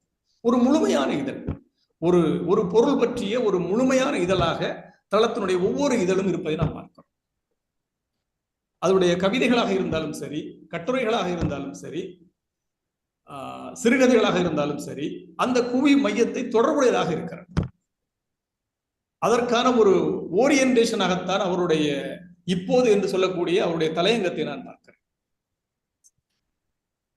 அப்படி ஒரு இப்போது என்பது ஒரு ஓரியன்டேஷன், நம்முடைய அந்த தளத்தை வாசிப்பதற்கான அல்ல தளத்திற்குள் நுழைவதற்கான ஒரு வாசல் என்பதாக நான் பார்க்கிறேன். அதில் அவர் விவாதிக்கக்கூடிய விஷயங்கள் நாம் இன்று தமிழ் சூழலில் எதிர்கொள்ளக்கூடிய சிக்கல்கள். தமிழ் சூழலில் எப்படிப்பட்ட சிக்கல்களை நாம் எதிர்கொண்டிருக்கிறோம்? பன்முகத்தன்மை, ஒடுக்கம் தொடர்ந்து நடந்து கொண்டிருக்கிறார். அதை பற்றி அவர் தொடர்ந்து எழுதி கொண்டிருக்கிறார். அறிவு முடக்கம் ஏற்பட்டிருக்கிறது. அதை அவருடைய தலையங்கங்கள் தொடர்ந்து பேசுகின்றன. இந்த அறிவு முடக்கத்தை எப்படி நாம் கையாள்வது? அதற்காக அந்த குறிப்பிட்ட இதனுடைய படைப்புகளை படித்தால் நமக்கு புரிந்துவிடும். அதுபோன்று அறம் சார் படைப்புகள் கனவா என்கிற ஒரு கேள்வியை எழுப்புகிறார். அந்த கேள்வி எழுப்புகிற பொழுது அறம் சார்ந்த படைப்புகள் என்னவாக இருக்க வேண்டும்? அறம் சார்ந்த படைப்புகள் பிரச்சாரமாக இருக்க வேண்டுமா? அறத்தை பிரச்சாரமாக முன்னெடுக்க வேண்டுமா? அல்லது அந்த படைப்புகள் அழகியல் தன்மையோடு வெளிப்பட வேண்டுமா என்கிற கேள்வியெல்லாம் எழுகிற பொழுது அதற்கான ஒரு அறம் சார்ந்த படைப்புகளுக்கான ஒரு கதையையும் அவர் சொல்லுகிறார். இன்னொன்று ஒரு கேள்வி கேட்கிறார். உலகில் ஒரு இடத்தில் கேட்கக்கூடிய இந்த தளத்தில் வெளிப்படக்கூடிய கேள்வி, முக்கியமான கேள்வி. உலகில், அது இங்கிலாப்பினுடைய கேள்வி, அது தளம் பதிவு செய்திருக்கிறது. உலகின் மாபெரும் ஜனநாயக நாடு இன்றைய, ஆனால் நம்மால் ஒரு விடுதலை பண்பாட்டை உருவாக்க முடிந்தது. அறிவு முடக்கம் ஏற்படுகிற பொழுது விடுதலை பண்பாடு சாத்தியமில்லாத ஒன்றாக மாறிவிடுகிறது. அதைத்தான் நான் அறிவு முடக்கம் பற்றி பேசுகிறோம். அதே போன்று ஒவ்வொரு இதழ்களிலும் நம்ம படிக்கக்கூடிய கட்டுரைகள் அல்லது தொடர்ந்து இடம்பெற்ற பதிவுகள், இன்னும் சொல்ல வேண்டும் என்று சொன்னால் அந்த பெண்முகம் என்ற தலைப்பில் ஒரு உரையாடல் தளம் முன்னெடுத்தது. அது பெண்கள் சிறப்பிதழாக வெளிவந்தது. இன்னும் சொன்னால் பெண்கள் சிறப்பிதழ் என்றோ மொழி சிறப்பிதழ் என்றோ அடையாளப்படுத்தாமலேயே, ஆனால் ஒரு இதழ் முழுக்க பெண்கள் பற்றிய விஷயங்கள், பெண் படைப்பாளிகள் பற்றிய விஷயங்கள், அவர்கள் இதழ்களுடைய சிக்கல்கள், இதை பற்றி நாம் பேசிக் கொண்டிருக்கிறோம். அதில் இடம்பெற்ற உரையாடலுடைய ஒரு தலைப்பை பார்த்தீர்களே ஆனால் மிக முக்கியமான தலைப்பு பெண்முகம் என்று கொடுத்திருக்கிறார்கள். துணை தலைப்பாக பெண்ணியம் என்கிற கோட்பாட்டிற்கு அப்பால் பெண் என்னும் அடையாளத்தின் கீழ் பெண்கள் இணைகிறார்களா அல்லது பெண்கள் பேசுகிறார்களா? இந்த கேள்விதான் மிக முக்கியமான கேள்வி. இந்த கேள்விதான் பிற இதழ்களிலிருந்து தளத்தை வேறுபடுத்தக்கூடிய ஒரு கேள்வியாக பார்க்கிறேன். ஒவ்வொரு படைப்பை பற்றி பேசிக் கொண்டிருக்க முடியுமா என்று எனக்கு தெரியவில்லை. அதே நேரத்தில் தளம் எதை நோக்கி பயணிக்கிறது? தளத்தினுடைய மிக முக்கியமான பங்களிப்பு என்னவென்று சொன்னால் ஜனநாயகத்தன்மை. இடைநிலை இதழ்களில் 4-5 பேர் தொடர்ந்து எழுதி கொண்டிருப்பார். முதல் இதழ் ஆரம்பித்து இப்பொழுது வரக்கூடிய கிட்டத்தட்ட 20 ஆண்டுகளாக ஒரு இதழ் நடந்து கொண்டிருக்கிறது என்று சொன்னால் கிட்டத்தட்ட ஒரு 15 பேர் தொடர்ந்து அந்த இதழில் தொடர்ந்து எழுதி கொண்டிருப்பார்கள். ஆனால் தளத்தில் அப்படி அல்ல, யார் வேண்டுமானாலும் எழுதலாம். அவருடைய படைப்பு தான் முக்கியமே தவிர படைப்பாளுடைய அடையாளம் முக்கியம் அல்ல. படைப்பாளுடைய இன்னபிற அடையாளங்கள் நான் குறிப்பிடுவது உங்களுக்கு புரியும் என்று நினைக்கிறேன். அந்த அடையாளங்கள் முக்கியமல்ல. அவர் எந்த இயக்கத்தை சார்ந்தவர் என்பது முக்கியமல்ல. அவரை முன்னிறுத்தக்கூடிய தளம் எது என்பது முக்கியமல்ல. தளத்திற்கு ஒரு ஜனநாயகத்தன்மை இருக்கிறது. அது படைப்பு சிறப்பானது இருந்தால் அந்த படைப்பை ஏற்றுக்கொள்ளும். அதே நேரத்தில் தளம் விமர்சனங்களையும் மிக ஆழமாக பரிசீலிக்கிறது. இதற்கு ஒரு காரணமாக சொல்ல வேண்டும் என்று சொன்னால், நாங்கள் இணையவழி கூட்டங்கள் நடத்துகிற பொழுது தளம் சார்ந்த ஒவ்வொரு இதழையும் ஆய்வு செய்ய வேண்டும் என்கிற நோக்கில் இணையவழி கூட்டங்கள் நடத்தி கொண்டிருக்கிறோம். அந்த கூட்டத்தில் வெளிப்படக்கூடிய கருத்துக்கள் அது தளம் பற்றி விமர்சனமாக இருந்தாலும் கூட அதை அப்படியே எவ்வித என்ன சொல்வது, அதை எடிட் செய்யாமல் அப்படியே வெளியிடக்கூடிய ஒரு ஜனநாயகத்தன்மையை தளத்திலாம் பார்க்கிறோம். தளத்தில் எழுதியிருக்கக்கூடிய நண்பர்களை இப்பொழுது பட்டியலிட முடியாது. அவ்வளவு அதிகமான நண்பர்கள் தொடர்ந்து எழுதி கொண்டிருக்கிறார்கள். நிறைய பேராசிரியர்கள் எழுதுகிறார்கள், எழுத்தாளர்கள் எழுதுகிறார்கள், ஓவியர்கள் பங்களித்திருக்கிறார்கள், சிற்பிகள் பங்களித்திருக்கிறார்கள். சிற்பிகளுடைய உரையாடல் என கலை இலக்கிய இதழ் என்று சொல்லுகிற பொழுது இலக்கியம் மட்டுமல்ல, பிற கலைகளை, திரைப்படமாக இருந்தாலும் சரி, சிற்பக்கலையாக இருந்தாலும் சரி, ஓவிய கலையாக இருந்தாலும் சரி, எல்லாவற்றையும் கவனப்படுத்தக்கூடிய ஒரு முழுமையான இதழாக நாம் இருக்கிறோம்.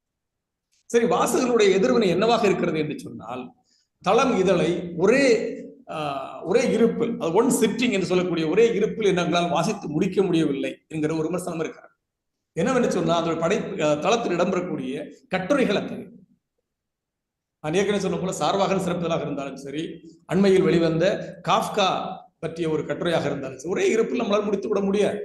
ஏனென்று சொன்னால் ஆழ்ந்த பார்வையோடு அந்த கட்டுரை எழுதப்படுகிறது. நாம் யோசித்து பார்க்க வேண்டும். ஒரு இதழில் 30ற்கு மேற்பட்ட பக்கங்கள் ஒரு கட்டுரைக்காக ஒதுக்கப்படுகிறது. இன்று இருக்கக்கூடிய பிற இதழ்களை நாம் ஒப்பிட்டு பார்க்க வேண்டும். ஒரே ஒரு கட்டுரைக்காக 25லிருந்து 30 பக்கங்கள் ஒதுக்கப்படுகிறது. ஏனென்று சொன்னால் அந்த கட்டுரை முழுமையான கட்டுரையாக, அந்த கட்டுரையுடைய உழைப்பை மதிப்பதோடு மட்டுமல்லாமல் முழுமையாக காஃப்கா பற்றிய விஷயங்கள் சேர வேண்டும் என்பதற்காக காஃப்கா பற்றி ஒரு கட்டுரை. தளத்தில் வெளிவந்த ஒரே ஒரு தொடர் கட்டுரையாக பேராசிரியர் நோயல் மற்றும் ராஜமுத்துக்குமார் ஆகியோர் எழுதிய தொடரை நாம் பார்க்கிறோம். அந்த தொடர் கட்டுரையை நாம் வாசிக்கிற பொழுது, தளத்தில் வந்த முதல் தொடர் கட்டுரை என்று நினைக்கிறேன். அந்த தொடர் கட்டுரையை நாம் வாசிக்கிற பொழுது லாங் என்று சொல்லக்கூடிய ஒரு குறியீடிலிருந்து ஆரம்பிப்பதாக நான் நினைக்கிறேன்.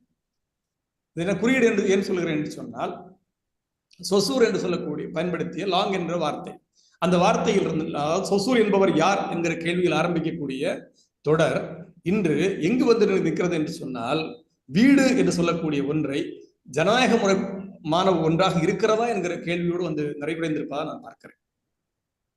வீடு என்பது ஜனநாயக பூர்வமானதுதானா? நான் வீடு என்று சொல்லிக் கொண்டிருக்கிற இடத்தில் ஜனநாயக பூர்வமான அணுகுமுறைகள் இருக்கின்றனவா? இது மட்டுமல்ல, அந்த தொடர் மூலம் 25வது இதழிலிருந்து ஆரம்பிக்கிறது என்று நினைக்கிறேன். அந்த இதழிலிருந்து இன்று வரை 32வது இதழ் வரையிலான கட்டுரைகளை எடுத்து தொடர்ந்து வாசிக்கிற பொழுது அந்த இதழில் அந்த தொடர் கட்டுரை உருவாக்கக்கூடிய சலனங்கள் மிக முக்கியமான, அந்த தொடர் கட்டுரை தொட்டு செல்லக்கூடிய விவாத புள்ளிகள் மிக மிக முக்கியமான. நான் ஆரம்பிக்கிற பொழுது சொன்னேன், பண்பாட்டு ஒடுக்கம் என்று சொல்வதனுடைய குறியீடாகத்தான் லாங்கை நான் பார்க்கிறேன். பன்முகத்தன்மை ஒடுக்கப்படுகிற பொழுது எப்படிப்பட்ட சலனங்கள் தமிழ் சூழலில் எழுந்திருக்கின்றன அல்லது ஏன் எழாமல் இருக்கின்றன என்கிற கேள்வியை அந்த கட்டுரை மூலம் அந்த தொடர் கட்டுரையாளர்கள் தொடர்ந்து எழுப்பிக் கொண்டிருக்கிறார்கள். அது மட்டுமல்ல, நாம் மொழி ஆதிக்கமாக இருந்தாலும் சரி, அரசியல் ஆதிக்கமாக இருந்தாலும் சரி, எல்லா ஆதிக்கத்திற்கும் எதிரான ஒரு குரல் எப்போதும் ஒலித்துக் கொண்டேதான் இருக்கிறார். அப்படிப்பட்ட குரல்களை, அதாவது பன்மைத்துவ குரல்களை பதிவு செய்யக்கூடிய ஒரு கட்டுரையாக அந்த கட்டுரையை, தொடர் கட்டுரைகளை நான் பார்க்கிறேன். ஏன் நாம் பன்மைத்துவ ஒடுக்கம் பற்றி பேசுவோம்? லாங் என்பது பன்மைத்துவ ஒடுக்கத்தினுடைய குறியீடு என்று சொன்னேன். நம்முடைய பன்மை வெளிகள் குறைகிற பொழுது நாம் பேசுவதற்கான, விடுதலைகளுக்கான சாத்தியங்கள் குறைவதாக நான் பார்க்கிறேன். ஆகவே விடுதலைக்கான சாத்தியங்களை திறந்து வைக்கக்கூடிய ஒரு தொடராக நான் அதை பார்க்கிறேன். ஆகவே இப்படி தொடர் கட்டுரையாக இருந்தாலும் சரி, சிறுகதைகளாக இருந்தாலும் சரி, ஏன் கவிதைகளாக இருந்தாலும் சரி, கவிதைகளை படிக்கிற பொழுது எனக்கு வருத்தம் பட்டு பாரம் சுமக்கிறவருடைய வலிகளை வெளிப்படுத்துகிற கவிதைகளாகவே பெரும்பாலான கவிதைகள் இருக்கின்றன. தளத்தில் மிக நல்ல அரசியல் கவிதைகள் வெளிவந்திருக்கின்றன. லாவண்யா சத்யநாதன் அவருடைய அரசியல் கவிதைகள் வெளிவந்திருக்கின்றன. பல்வேறு மொழி சார்ந்து இயங்கக்கூடிய படைப்பாளருடைய மொழிபெயர்ப்பு கவிதைகள் வெளிவந்திருக்கின்றன. இதையெல்லாம் தளம் என்று சொல்லக்கூடிய ஒரு இதழ் முன்னெடுக்கக்கூடிய ஒரு விஷயம். இன்னும் சொன்னால், தளம் என்பது ஒரு இதழ் மட்டுமா என்கிற கேள்வி கேட்டால் இல்லை, ஒரு இயக்கம் என்றுதான் நாம் சொல்ல வேண்டியிருக்கிறது. கொரோனா காலகட்டத்திற்கு, பொது முடக்கத்திற்கு முன்னால் தளம் ஏறத்தாழ தமிழகம் மட்டுமல்ல, பெங்களூர் போன்ற இடங்களிலும் இதழ் கூட்டங்களை நடத்தியிருக்கிறார். தளம் ஆய்வு கூட்டங்கள் நடத்தியிருக்கின்றன. குறிப்பாக சொல்ல வேண்டும் என்றால் தமிழ் சிறுகதைகளை பற்றி தமிழ் சிறுகதை நூற்றாண்டு வந்த காலகட்டத்தில் தமிழ் சிறுகதைகளை பற்றிய ஒரு கூட்டத்தை தளம் ஏற்பாடு செய்திருந்தது. அது மட்டுமல்லாமல் தமிழ்நாட்டில் கல்வி இன்று என்னவாக இருக்கிறது என்கிற கேள்வியை எழுப்பி தமிழகம் முழுக்க, அதாவது அதை மிக திட்டமிட்டபடி பார்வை அவர்கள் செய்திருந்தார்கள் என்று சொல்ல வேண்டும். எப்படி திட்டமிட்டிருந்தார் என்று சொன்னால், முன்கல்வி தொடங்கி பல்கலைக்கழக கல்வி வரை இன்று எவ்வாறு இயங்குகிறது, நாம் என்ன கல்வி சூழலில் என்ன மாதிரி விஷயங்களை சாதித்திருக்கிறோம், என்ன செய்ய வேண்டும் என்கிற கேள்வியை முன்வைத்து அதற்கான ஒரு துண்டு பிரசுரம் கூட வெளியிடப்பட்டது. அதைத்தான் நான் தளம் வெறும் இதழ் அல்ல, இயக்கம் என்று சொல்கிறேன். தளம் வாசக தளங்கள் தமிழ்நாடு முழுக்க இயங்கிக் கொண்டிருந்தது கொரோனா காலகட்டத்திற்கு முன்னால். அந்த பொது முடக்கத்திற்கு முன் நடந்த நிகழ்ச்சிகளில் குறிப்பாக நான் சொன்னேன் அல்லவா, தமிழகத்தில் கல்வி இன்று என்று சொல்லக்கூடிய தலைப்பில் குறிப்பாக திருச்சியில் முன்பருவ கல்வி பற்றி பேசுகிறோம் என்று சொன்னால், பாண்டிச்சேரியில் அவர்கள் கல்லூரி கல்வி பற்றி பேசுகிறார். இப்படி ஒவ்வொரு இடத்திலும் ஒரு தலைப்பு குறித்து ஒரு பருவ குறித்து பேசி அது பதிவு செய்யப்பட்டிருக்கிறது. மட்டுமல்லாமல் அதை ஒரு நூலாக்கம் செய்யக்கூடிய முயற்சியிலும் தளம் ஈடுபட்டிருக்கிறது என்று நான் நினைக்கிறேன். ஆகவே தளம் இதழை வாசிக்கிறவர்கள் என்ன உணர்ந்து கொள்ள முடியும் என்று சொன்னால், அல்லது தளம் ஏன் வாசிக்கப்பட வேண்டும் என்கிற முதல் கேள்விக்கு மறுபடியும் தளம் ஏன் வாசிக்கப்பட வேண்டும் என்று சொன்னால், தளம் ஒரு வணிக இதழ் அல்ல. படித்தவுடன் அதை அடுத்த இதழுக்கு இந்த இதழ் போதும் என்று ஒதுக்கி வைக்கக்கூடிய ஒரு வணிக இதழ் அல்ல. இன்னொன்று, தளத்தில் இடப்படக்கூடிய படைப்புகள் தொடர்ந்து நம்மை விவாதத்திற்கு தள்ளுபவை. அந்த விவாதங்கள் மூலமாக தமிழ் சூழல் இருக்கக்கூடிய சலனங்களை, தமிழ் சூழல் இருக்கக்கூடிய விஷயங்களை மிக நுட்பமாக நாம் புரிந்து கொள்ள முடியும். அது சினிமாவாக இருக்கலாம், மொழியாக இருக்கலாம், இல்லை பண்பாடுகளாக இருக்கலாம், ஓவியமாக இருக்கலாம், இல்லை சிற்பமாக எதுவாக இருக்கலாம். தமிழ்நாட்டில் என்ன நடந்து கொண்டிருக்கிறது என்கிற கேள்வி, அல்லது தமிழ் இலக்கிய சூழல் என்னவாக இருக்கிறது. இன்னும் சொன்னால் ரவீந்திரன் அவர்கள் எழுதக்கூடிய கட்டுரைகள் மிக ஆழமான கட்டுரைகள் எழுதி கொண்டிருக்கிறார். சினிமா சார்ந்த கட்டுரைகளாக இருக்கலாம், அல்லது படைப்பிலக்கியத்தின் பற்றி பேசுகிற பொழுது மீள் வாசிப்புகளை பற்றி பேசுகிறோம். ஏற்கனவே மிக கவனம் பெற்ற படைப்புகளை, அல்லது நாம் மறந்துவிட்ட சில படைப்புகளை, அல்லது மறைந்துவிட்ட படைப்பாளிகளை மீண்டும் நினைவூட்டுகிற வேலையை தளம் சொடம் செய்து கொண்டிருக்கிறது. அது மட்டுமல்லாது இன்னொரு விஷயம் என்னவென்று சொன்னால், அந்த படைப்பாளிகளை நினைவூட்டுவது எப்படி நினைவூட்ட வேண்டும் என்று சொன்னால், படைப்புகள் மூலமாகத்தான் அவர்களை நினைவூட்ட வேண்டும்.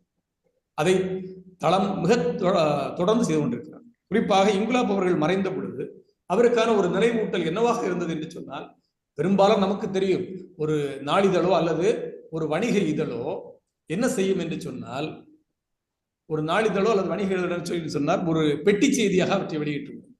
ஆனால் இங்குலாப் அவர்கள் மறைந்த பொழுது இங்குலாப் அவருடைய மகளை தொடர்பு கொண்டு அவரிடம் ஒரு நேர்காணல் நிகழ்த்தி வெளியிட்ட ஒரே இதழ் என்று சொன்னால் அது தளம். ஆகவே ஒரு பொருண்மை குறித்து பேசுகிற பொழுது மிக ஆழமாக ஆய்வுபூர்வமாக அணுகக்கூடிய விஷயங்களை அது செய்திருக்கிறது. இன்னும் சொன்னால், தமிழ் கல்வி சூழல் அல்லது தமிழ் பல்கலைக்கழகம், தமிழ்நாட்டில் இயங்கக்கூடிய பல்கலைக்கழகங்கள் செய்யக்கூடிய ஒரு வேலையை ஒரு இதழ் செய்திருக்கிறது. இதில் நாம் மிக பெருமிதமாக நாம் இதை சொல்லிக்கொள்ள முடியும். ஏனென்று சொன்னால், தமிழ்நாட்டில் இருக்கக்கூடிய பல்வேறு பல்கலைக்கழகங்கள் நாம் சென்று பார்க்கிறோம். அவர்களுக்கு சிற்றிதழ்கள் என்று சொல்லக்கூடிய அறிமுகமே இல்லாமல் இருக்கிறார். இந்த சூழலில் தான் தளம் பற்றி நாம் பேச வேண்டியிருக்கிறது. தளம் பற்றி பேசுகிற பொழுது நான் ஏற்கனவே குறிப்பிட்டது போல, ஒன்று தளத்தினுடைய ஜனநாயகத்தன்மை, இன்னொன்று தீவிர வாசக தளம். தீவிர வாசகர்களை நோக்கித்தான் தளத்தினுடைய படைப்புகள் இருக்கின்றன. தளம் வாசகர்களை மிக சாதாரணமாக எடை போட்டு விடவில்லை. வாசகர் பங்கேற்பை கோருகிற, இன்னும் சொன்னால் வாசகர்களை அடுத்த நிலைக்கு உயர்த்துகிற பணியில் தளம் தொடர்ந்து இயங்கிக் கொண்டிருக்கிறார். தளத்தை வாசிப்பவர்களால், அதனுடைய படைப்புகளை தொடர்ந்து கவனிப்பவர்களால் இதை உறுதியாக சொல்ல முடியும். அந்த வகையில் தளம் ஒரு மிகச்சிறந்த ஆய்வு இதழ் என்று நான் சொல்ல மாட்டேன். தமிழில் இருக்கக்கூடிய ஆய்வுதல்கள் எல்லாம் ஆய்வுதல்களாங்கிற கேள்வி கேட்கிறது. தமிழில் மிகச்சிறந்த ஒரு சிற்றிதழ் என்று சொல்வதில் எந்த தயக்கமும் இல்லை. இன்னொரு கருத்தை மட்டும் சொல்லி நான் என்னுடைய பதிவை நிறைவு செய்ய ஆசைப்படுகிறேன். தளத்திற்கு கீரா விருது அறிவிக்கப்பட்ட பொழுது பாரவி அவர்கள் ஒரு கருத்தை வெளியிட்டிருந்தார். அந்த கருத்து என்னவென்று சொன்னால், அறம் பிறல் அமைப்புகள் இருந்து எந்த விருதையும் நாங்கள் வாங்கிக் கொள்வதில்லை. இன்னொன்று, நாம் விருதுக்காக சமரசம் செய்து கொள்ளாத ஒரு போக்கை நாம் தொடர்ந்து கடைபிடித்து வருகிறோம். ஆகவே இது மிக முக்கியமான ஒரு விஷயமாக நான் பார்க்கிறேன். எந்த விதத்திலும் சமரசம் செய்யாமல் ஒரு இதழ் தொடர்ந்து நடைபெறுகிறது என்று சொல்வது நமக்கு பெருமையாக இருக்கிறது. அந்த வகையில் தளத்தோடு தொடர்ந்து பணியாற்றுகிற அனைவருக்கும், தளத்தில் தொடர்ந்து எழுதி கொண்டிருக்க அனைவருக்கும், தளத்தை வாசித்துக் கொண்டிருக்கக்கூடிய அனைவருக்கும், இந்த நிகழ்ச்சியை ஒருங்கிணைத்த பெரியவர்களுக்கும் நன்றி பாராட்டி விடைபெறுகிறேன். நன்றி, வணக்கம். நன்றி, நன்றி அத்தங்கோடு அனீஷ்குமார் அவர்களே. மிக சிறப்பாக தளத்தை பற்றி சொன்னீர்கள். தளம் ஒரு இதழ் அல்ல, ஒரு இயக்கம் என்றும், அது ஒரு தீவிர வாசகத்தன்மையை எதிர்நோக்கி அமைக்கப்பட்ட தளம் என்றும், இது சிற்றிதழ்களின் 70களில் வந்த வேகத்தை கொண்டு வர வேண்டும் என்ற எண்ணத்துடன் அமைத்த பத்திரிகை தான் தளம் என்றும் ரொம்ப அழகாக சொன்னீர்கள். அதில் குறிப்பிட்ட செய்களுடைய வார்த்தைகள் ரொம்ப பிரமாதமாக இருந்தது. அதாவது விவாத புள்ளிகள், பண்பாட்டு ஒடுக்கம், சலனங்கள், விடுதலை பண்பாடு, குவி மையம் போன்ற சில வார்த்தைகள் அப்படியே மனதில் ஆழமாக பதிகின்றன. அது மட்டுமில்லாமல் தளம் அமைத்த சிறப்பிதழ்களை பற்றி மிக அழகாக சொன்னீர்கள். சீசு செல்லப்பா அவர்களை பற்றி, நாடகத்தை பற்றி, சார்வாகனன், ஜெயகாந்தன், தமிழ் மொழியை பற்றி, சினிமாவை பற்றி, பெண்களை பற்றி, குறிப்பாக தமிழ்நாட்டில் கல்வி எப்படி இருக்க வேண்டும் என்பதற்காக நீங்கள் ஓரிரு இதழ்களில் தொடர்ந்து நீங்கள் சொல்வதை போல உயர்நிலை கல்வி, கல்லூரி கல்வி இவற்றை பற்றியெல்லாம் நீங்கள் நேர்காணல் மற்றும் தொடர் கூட்டங்கள் எல்லாம் நடத்தி அதனுடைய கட்டுரைகளை எல்லாம் தளத்தில் வெளியிட்டிருக்கின்றீர்கள். மிக சிறப்பான ஒரு தளத்தை அமைத்திருக்கிறீர்கள். நார்மலாக நம்ம 7:30 மணிக்கு நமது நிகழ்ச்சியை நிறைவு செய்துவிட்டு நாம் ஒளிச்சித்திரம் என்ற ஒரு பாட்காஸ்டை செல்வோம். ஆனால் இன்றைக்கு தளம் இவ்வளவு ஒரு பெரிய ஏற்பாடு செய்திருக்கிறதாக மற்ற நண்பர்களும் சில வார்த்தைகளை கூற வேண்டும் என்பதற்காக நம்ம ஒளிச்சித்திரத்தை அடுத்த வாரத்திற்கு ஒத்தி வைத்துவிட்டு நமது இன்னொரு 15 நிமிடம் நம்ம தொடர்ந்து இதை தளத்தை பற்றி நமது நண்பர்கள் என்ன கருதுகிறார்கள் என்பதை பற்றி நாங்களும் உங்களிடம் தெரிவிக்க ஆசைப்படுகின்றோம். முதலில் நமது ராய செல்லப்பா அவர்கள் தனது கருத்தை சொல்ல வேண்டும் சொன்னார்கள். ராய செல்லப்பா, நாகேந்திர பாரதி, ராஜாமணி இவர்கள் 3 பேர் கருத்துடன் இந்த நிகழ்ச்சியை நிறைவு செய்வோம். முதலில் ராய செல்லப்பா அவர்கள். ராய செல்லப்பா சார், அன்மியூட் பண்ணீங்க சார். 2022 புத்தக சந்தையின் பொழுது அழகிய சுந்தரின் விருட்சம் அரங்கில் பாரவி அவர்களை நான் சந்தித்தேன். அப்பொழுது 400 ரூபாய் கொடுத்து சந்தா கட்டினேன். அதற்கு 1 வருடம் முன்பிருந்தே தளத்தோடு எனக்கு அறிமுகம் உண்டு. அண்ணா அடையாறு நூலகத்தில் பார்த்தேன். கனமான பத்திரிகை. தமிழில் சொல்ல போனால் காலச்சுவடு, தளம் என்ற 2 மிக மிக முக்கியமான இதழ்கள் தமிழில் வருகின்றன. மற்ற இதழ்கள் எத்தனையோ சொல்லலாம். ஆனா இந்த 2ம் ஒன்றோடொன்று ஒப்பிடத்தக்க தரம், மற்ற எல்லா வகையிலும் கவனம் எடுத்துக்கொண்டு தயாரிக்கப்படுகின்ற இதழ்கள். இந்த காலச்சுவடு மாதம் ஒரு முறை வருகிறது. இது 3 மாதத்துக்கு ஒரு முறை வருகிறது. ஆனால் 3 காலச்சுவடுகளை படிக்கிற நேரத்தில் இந்த ஒரு தளத்தை படித்து முடித்து விட முடியாது. அந்த அளவுக்கு கனமான கதைகள், கனமான கட்டுரைகள், கனமான கவிதைகள், கனமான மொழிபெயர்ப்புகள் உடையது. இலக்கிய ஆர்வலர்கள் தவிர்க்கவே முடியாத பத்திரிகையாக தளம் விளங்குகிறது. அந்த வகையில் இதை தொடர்ந்து கொண்டு வருகின்ற பாரவி அவர்களுக்கும் அந்த பதிப்பாளர் கருணா பிரசாத் அவர்களுக்கும் நம்முடைய வணக்கங்களை தெரிவித்துக் கொள்கிறோம். இதுல எனக்கு ஒரு சின்ன பிரச்சனை ஏற்பட்டது. என்னன்னாக்கா, சந்தா செலுத்தி 6 மாசம் வரை எனக்கு இதழே வரல. அப்புறம் எப்படி கான்டாக்ட் பண்றதுன்னே தகவலே தெரியல. அதன் பிறகு கிருபானந்தன் அவர்களிடம் இருந்து பாரவியின் டெலிபோன் நம்பரை வாங்கி விரைவில் அனுப்புகிறோம் சார் என்று சொன்னார். அதன் பிறகும் வரவில்லை. சரி என்று நானே போதிவனம் அலுவலகத்துக்கு சென்றேன். அங்கு சென்றால் இந்த பட்டியல், சந்தாதாரரின் பட்டியலை அவர்கள் சரியாக வரிசைப்படுத்தாமல் இருந்தது தெரிய வந்தது. அதை கண்டுபிடித்து உடனடியாக அந்த நிமிடம் அந்த இதழை எனக்கு கொடுத்தார்கள். அது தவிர அங்கு ஏராளமாக பழைய இதழ்கள் இருந்தன. எனக்கு 4 இதழ்கள் தான் நீங்க வருடத்துக்கு அனுப்ப வேண்டும். இங்கு ஏராளமாக இருக்குது. 7-8 பழைய இதழ்களை நான் எடுத்துக்கொள்ளலாமா என்று கேட்டேன். தாராளமாக எடுத்துக்கொள்ளுங்கள் சார், இவ்வளவு ஆர்வமாக கேட்கிறவர்கள் யாருமே இல்லை என்று அவர் கருணா பிரசாத் சொன்னார்.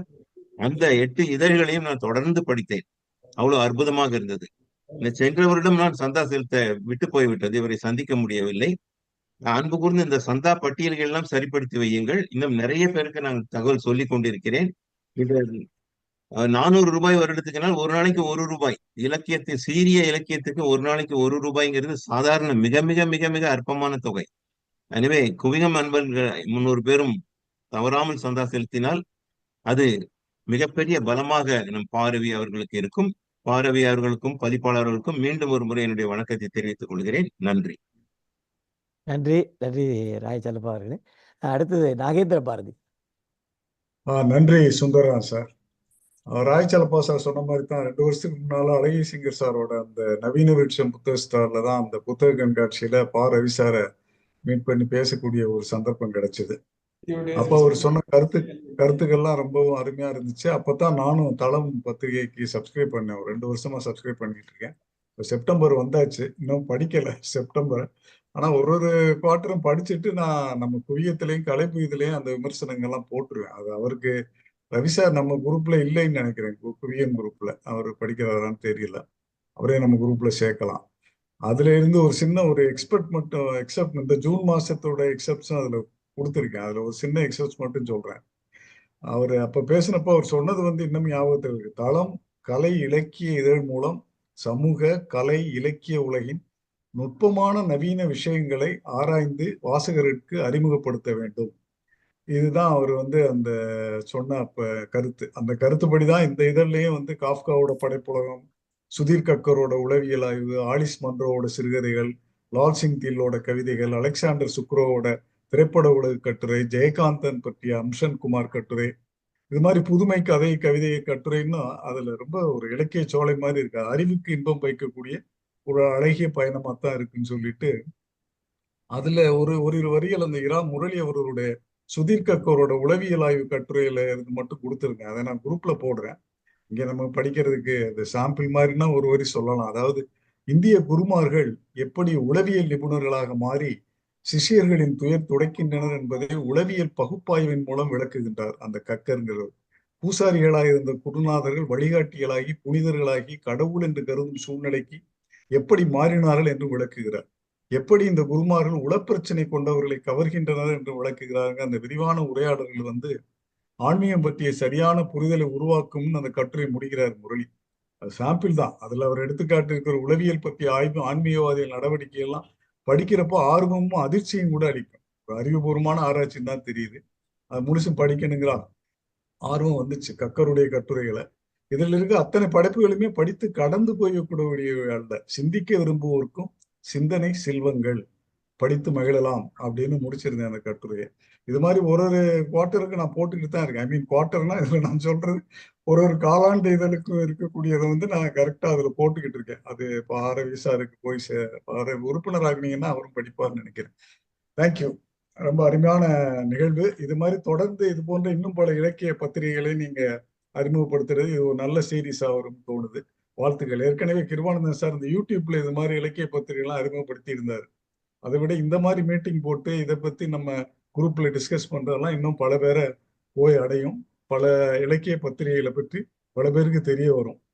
அந்த விதத்துல குவியத்துக்கு ரொம்ப வாழ்த்துக்கள். ரவி சாருக்கு வணக்கங்கள். நன்றி.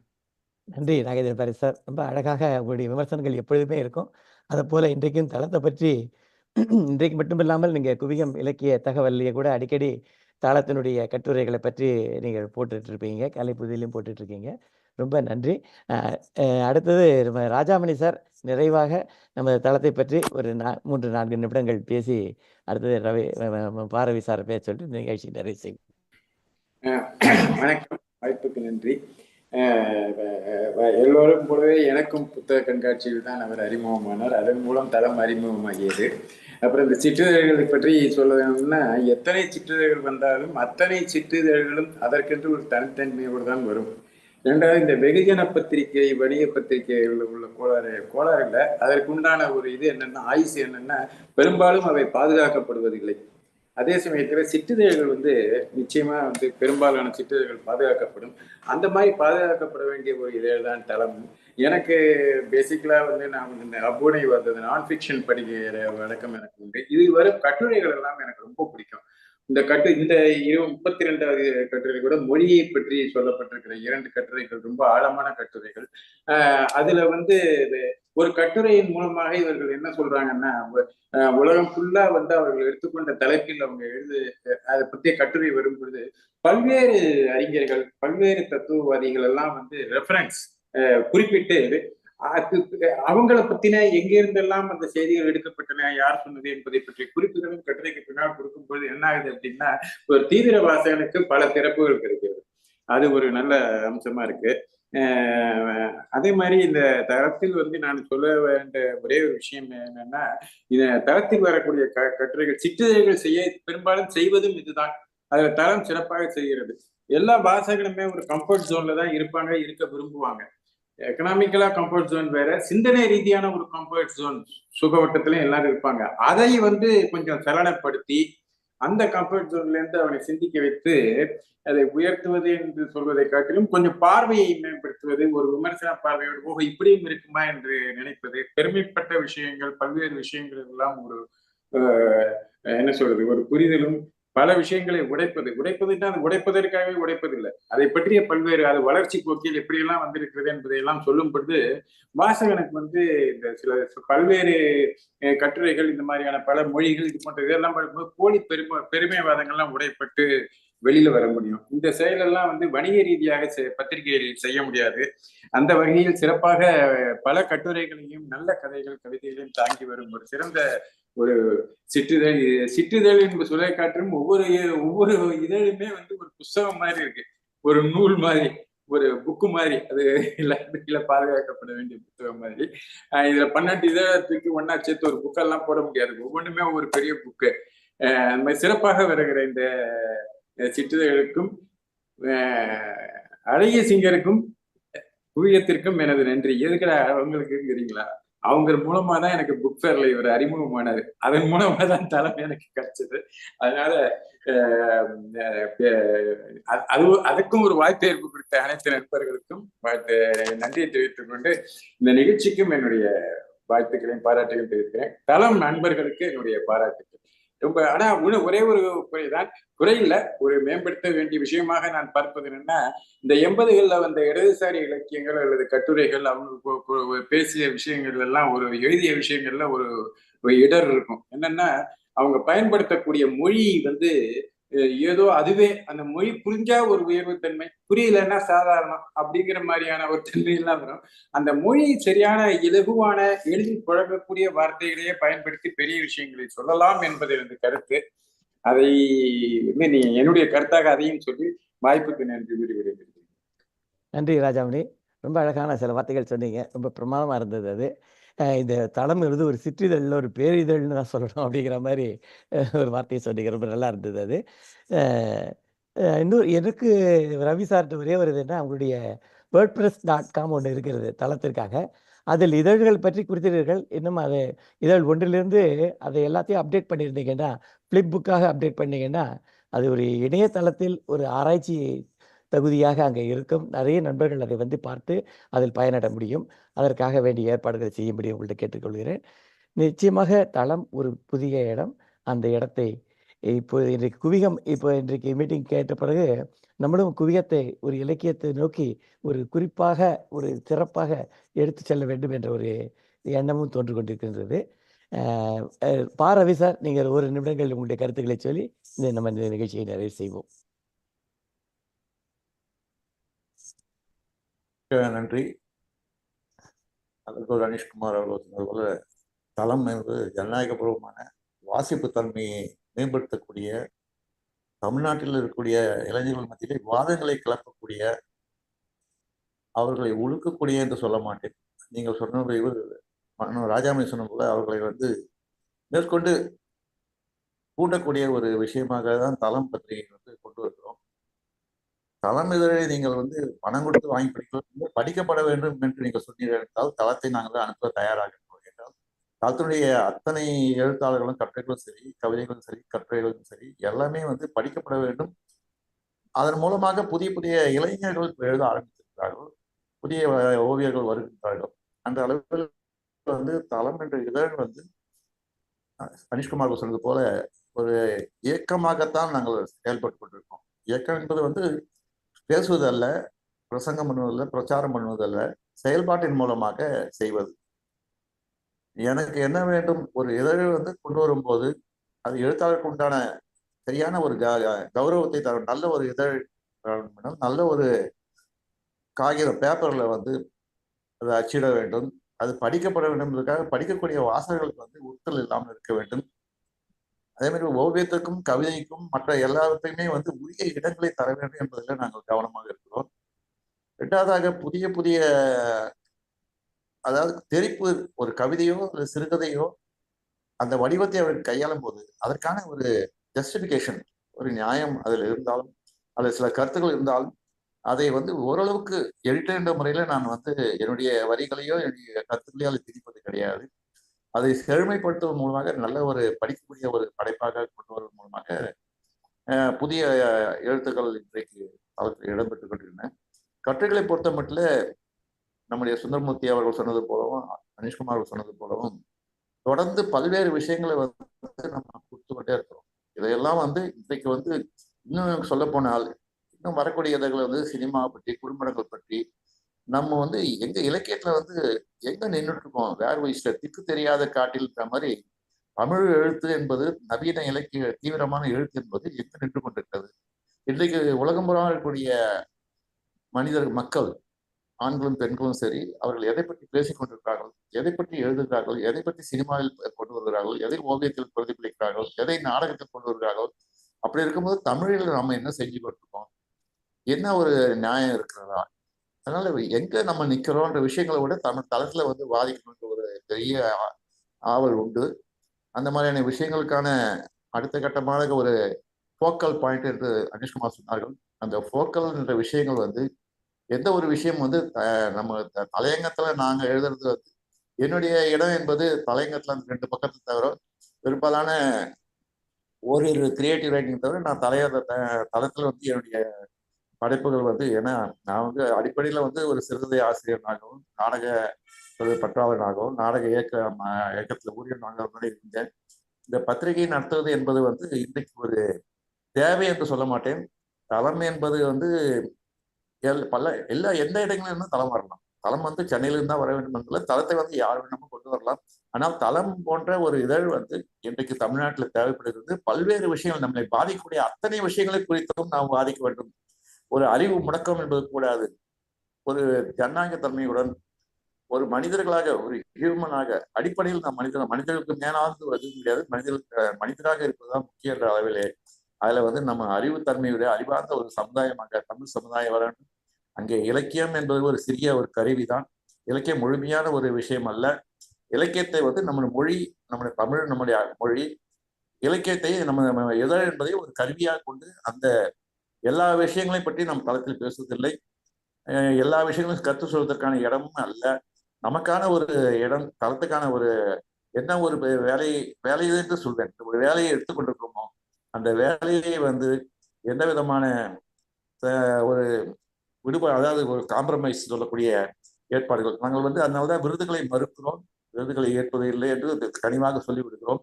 ஏனென்றால் விருதுகளை அது மாதிரி வாங்குவது பற்றியோ, பெறுவது பற்றியோ, வாங்குவதை பற்றியோ, பெறுபவர்களை பற்றியோ நாங்கள் எந்த விதமான கருத்துக்களையும் சொல்வதில்லை.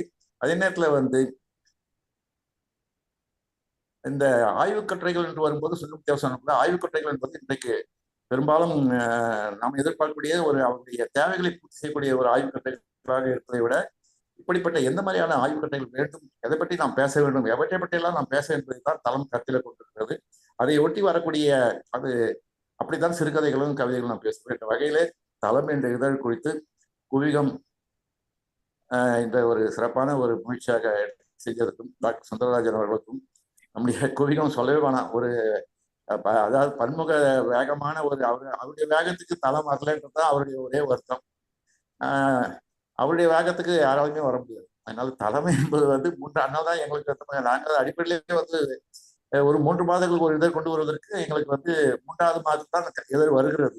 அந்த வகையில் ஏனென்றால் தளத்தினுடைய கட்டுரைகள் நிறைய பக்கங்கள் கொண்டு வர இருக்கின்றன, படிக்கப்படுவது நீண்ட நீண்ட வாசகங்கள், நீண்ட நீண்ட பத்திகளாக இருக்கின்றன என்றால், ஆனால் எழுத்தாளர்களுக்கான அந்த ஒரு கவனத்தை சிதறடிக்கவோ, அவர்களுக்கான அந்த அவர் சொல்ல வருவதை நிறுத்துவதற்கோ எனக்கு எந்த விதமான உரிமை கிடையாது. இந்த கட்டுரைகளை நாம் முழுமையாக தருகிறோம். தொடர்ந்து வரக்கூடிய கட்டுரைகளை இப்போ நாடகத்தை பற்றியோ சினிமாவை பற்றியோ மற்ற குழுக்களை ஓவியங்களை பற்றியோ அல்லது நம்மை பாதிக்கூடிய எந்த ஒரு விஷயத்தை பற்றியும் தளம் பேச விரும்புகிறது. இதுல தமிழ்நாட்டில் இருக்கக்கூடிய அத்தனை குக்கிராமங்களிலிருந்து சிறு நகரங்களிலிருந்தும் நகரங்களிலிருந்து வரக்கூடிய புதிய வாசகர்களை, இளைஞர்களை, புது எழுத்தாளர்களை நாம வரவேற்கிறோம். அந்த வகையிலே குவிகம் இன்று ஏற்பாடு செய்த இந்த முதல் கூட்டத்திலே தளத்தை பற்றிய ஒரு நம்ம கலந்துரையாட இடம் அளித்ததற்காகவும் எனக்கு ஒரு இடம் அளித்ததற்காகவும் உங்களுக்கும் குவிகம் அனுப்பி சேர்ந்த அத்தனை நண்பர்களுக்கும் என்னுடைய நெருங்கிய நண்பர் அனைவருக்கும் நன்றி, வணக்கம். நன்றி பாரவி சார், மிக மகிழ்ச்சியாக இருந்தது. எனக்கு ஒரு டாக்டர் பட்டம் கொடுத்துட்டீர்கள். நான் டாக்டர் இல்லை, சாமானிய மனிதன், சாதாரண சுந்தரராஜன் தான். நன்றி. அடுத்த வாரம் இந்த இலக்கிய தொடரை நம்ம எடுத்துக்கொண்டு செல்லும் போது சங்கு என்ற இதழ், உங்களுக்கு எல்லாருக்கும் நன்கு அறிமுகமான வளவதுரையன் அவருடைய சங்கு என்ற இதழை பற்றி நாம் அடுத்த வாரம் சந்திப்போம். நன்றி. இன்றைக்கு சற்று நேரம் தாமதமாகிறதுக்காக உங்கள்ட்ட மன்னிப்பை கூறி இந்த நிகழ்ச்சியை நிறைவு செய்கின்றோம். நன்றி, வணக்கம்.